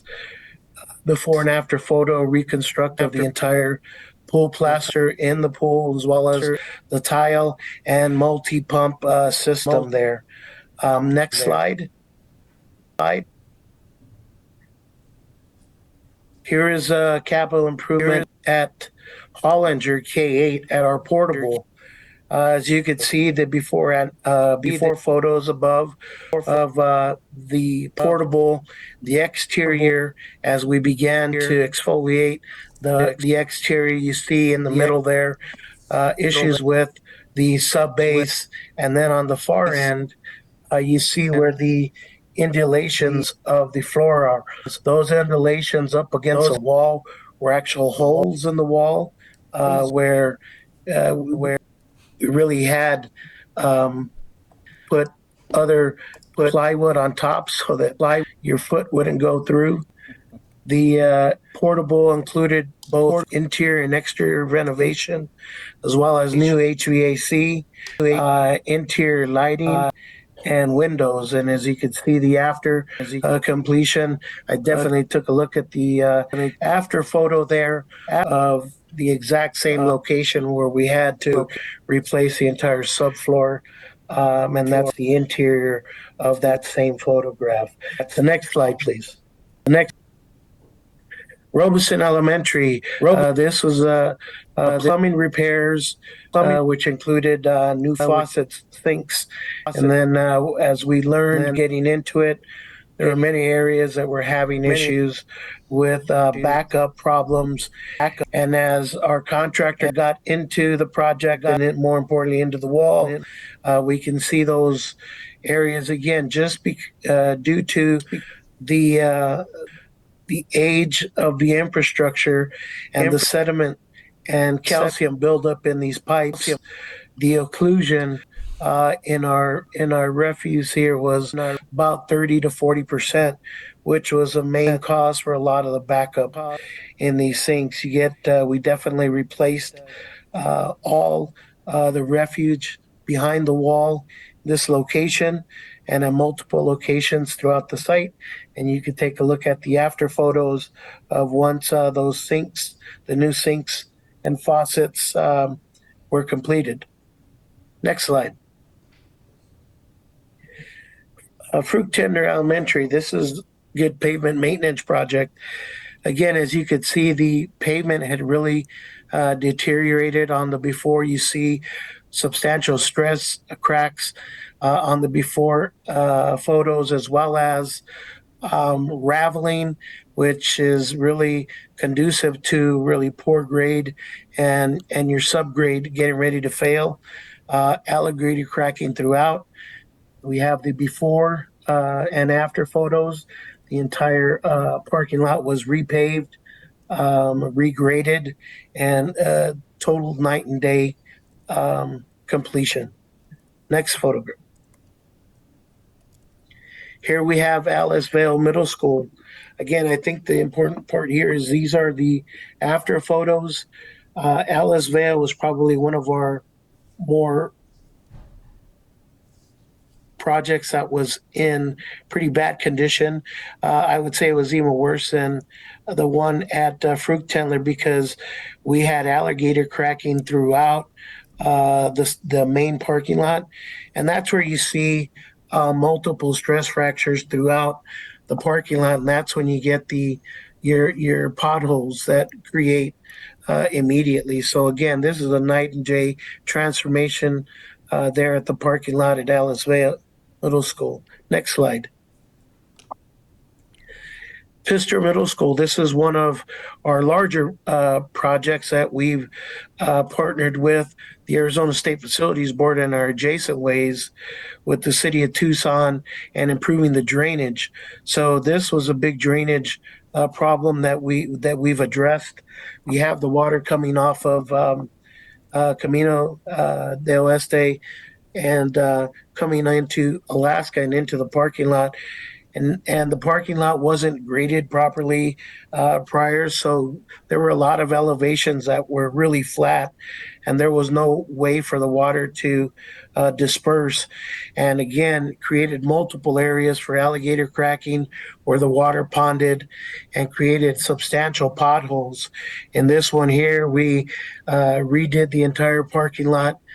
We've placed underground storm drains and catch basins, regraded the pavement section so water's draining into these catch basins.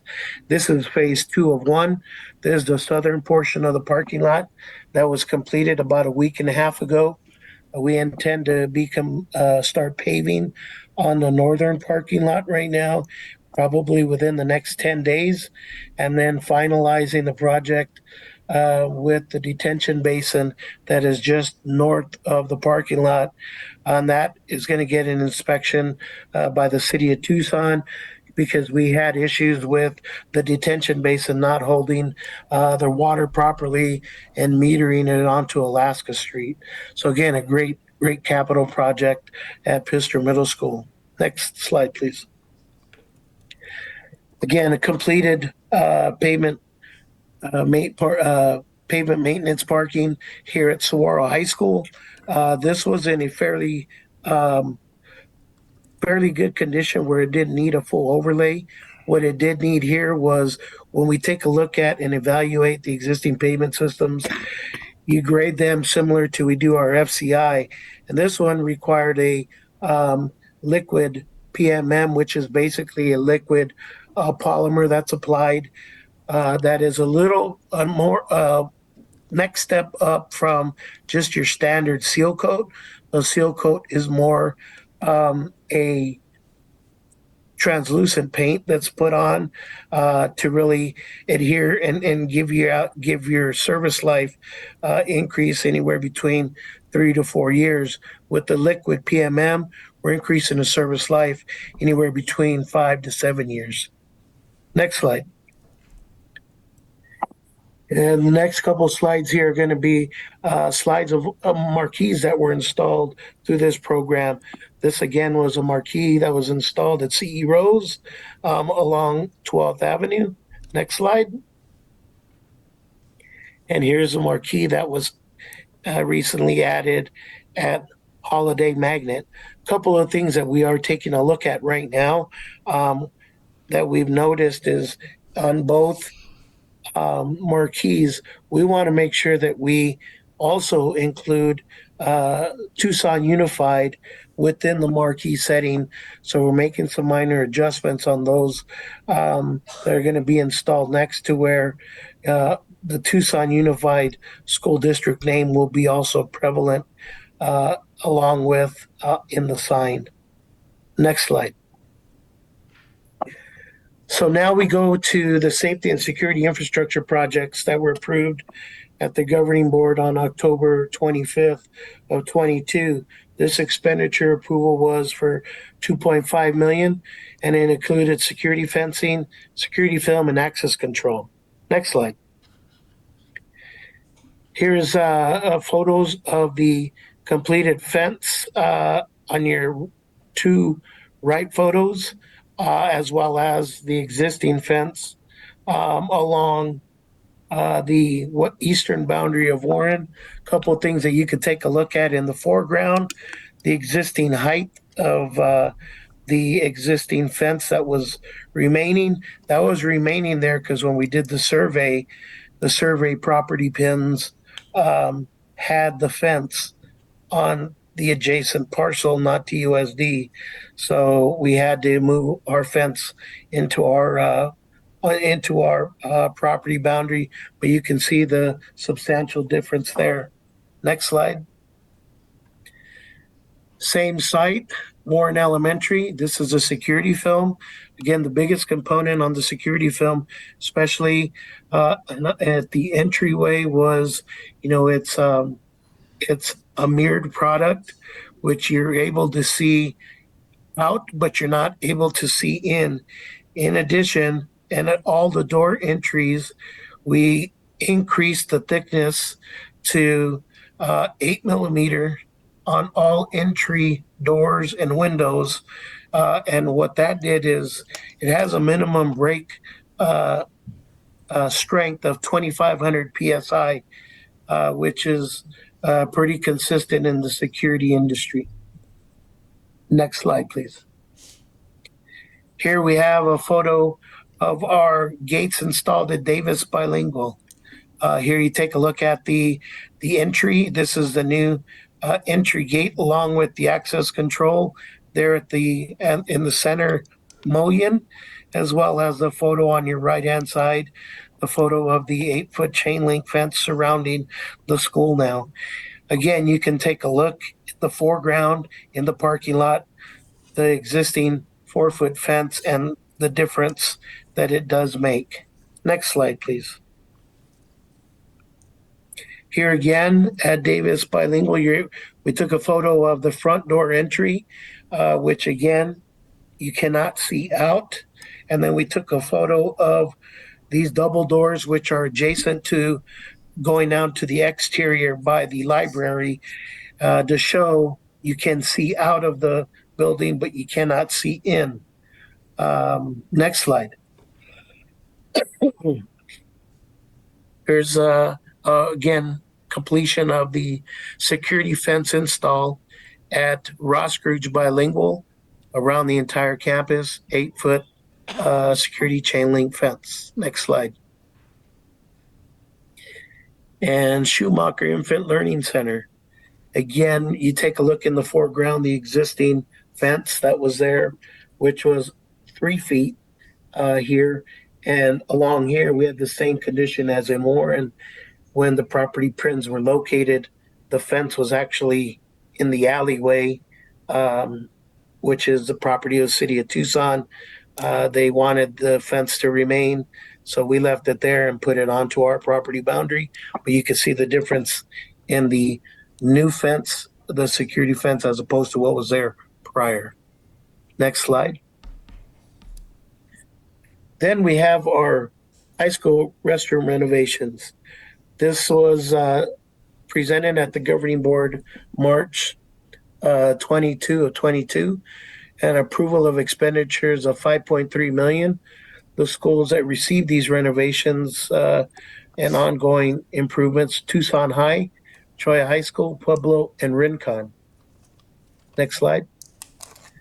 So here is a completion of Tucson High. Is currently the only site that has undergone the complete renovation. And here's the after photo of the renovation, which was completely done. New urinals, flush valves, toilets, sinks, faucets, as well as the paneling partitions. We've modified and changed to all steel partitions and painted. Next slide. Here's a photo of some recently completed work at Choya High School. Again, new sinks, faucets, flush valves, urinals, painting all the partitions, and they are all steel partitions. What we did is when we went into these restrooms, these were restrooms that had some of the existing tile was in really good condition. So what we requested the contractor to do was to steam clean the entire area prior to the new accoutrements being installed. And it's again a really drastic difference at Cholla. Next slide. Here we have Pueblo High School. These are the restrooms in Pueblo High School going into that are just outside the cafeteria. These were in pretty bad shape. We needed to install the entire flooring and sinks, paneling. Again, drastic difference here at Pueblo. Next slide. Final slide here is at Rincon. Again, you'd see the drastic difference in the new style, sinks, faucets, floor tile, the painting, and complete renovations throughout. Next slide. And then we have the final, which is the Borman K8, new construction and renovation. Right now, the entire package is with the Department of Defense in review of our GMP as well as final design. These are a couple of the renderings that we had for the site. If we go to the next slide.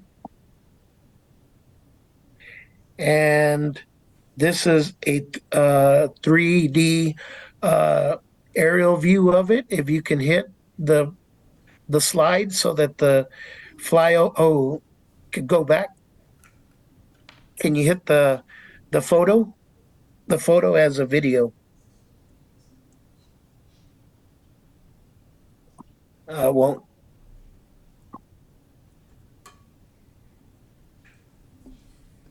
Maybe the photo, it was a 3D rendering that we created a flyover of the school, and it provides you a flyover the entire site, going through, surrounding the school as like a helicopter view, and then coming in through the hallway showing the new facility as a great rendering that we can share at a later date. The next slide. I'm sorry, Mr. Ballesteros. Embedded video doesn't translate when it gets turned into a PDF. Oh, gotcha. Okay. And then here's just a summary page of all the projects in the 3 different categories where the governing board approved funding and how it got split throughout the regions. Silver Bell region had a total of 35 projects, an expenditure of approximately 3.3 million.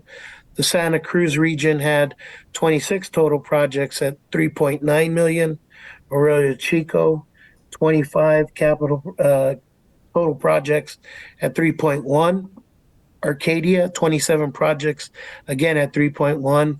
The Pantano region, 32 projects at 2.1, and our admin at about 1.8 for a total of 153 projects at 72 different sites at a total cost of about $17.6 million. Next slide. Any questions? Thank you, Mr. Ballesteros. That's a lot. It's amazing to see all those votes come to fruition over the years that we made on capital improvements in our district.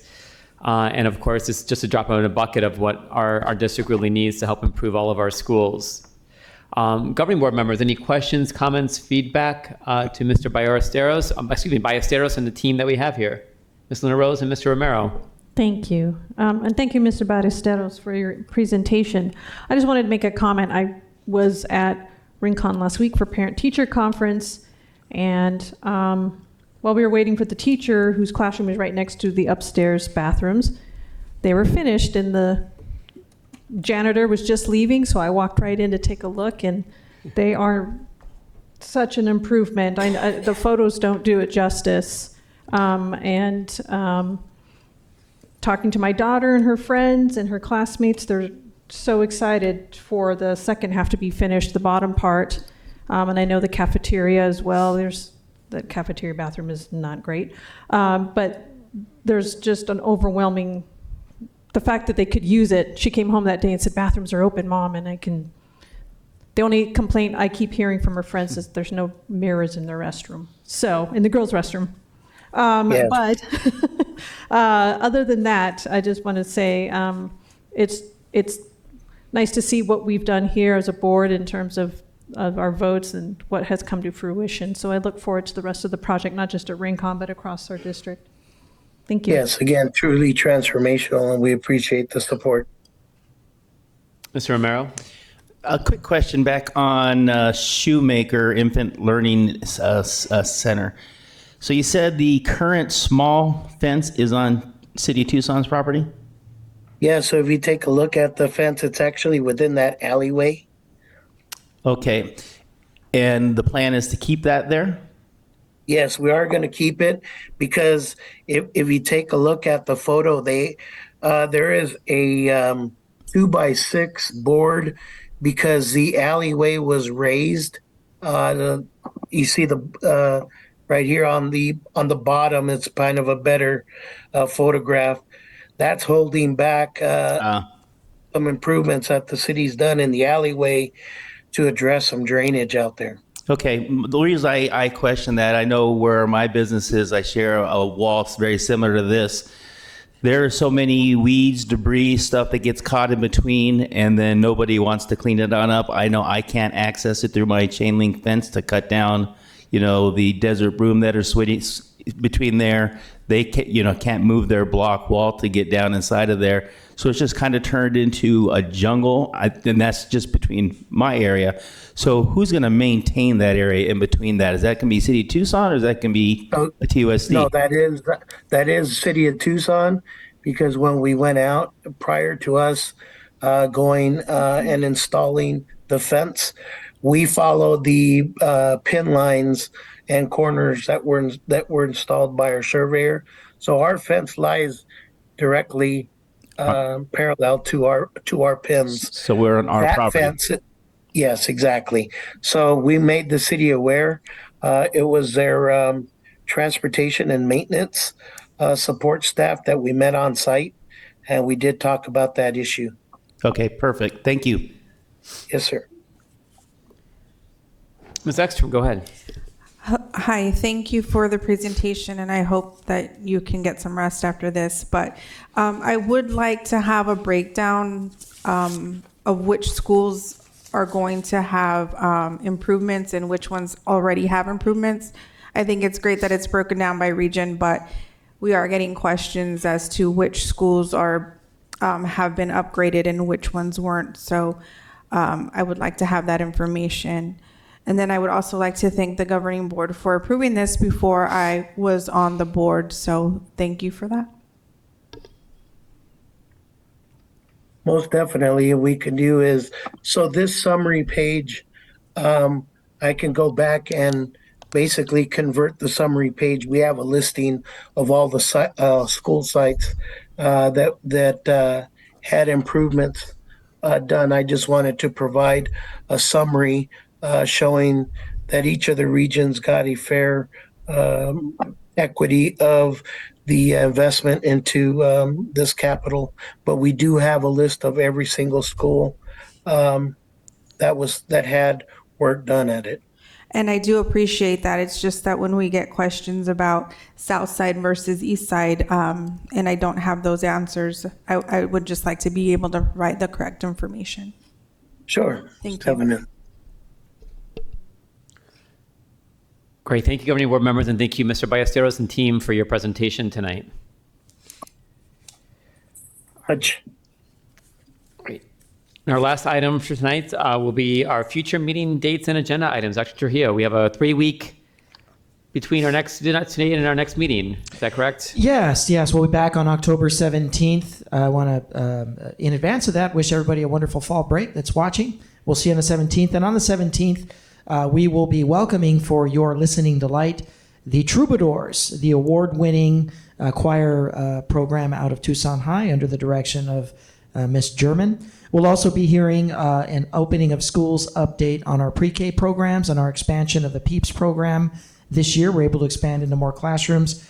We'll also hear from our dual language. That will be delayed until the 17th.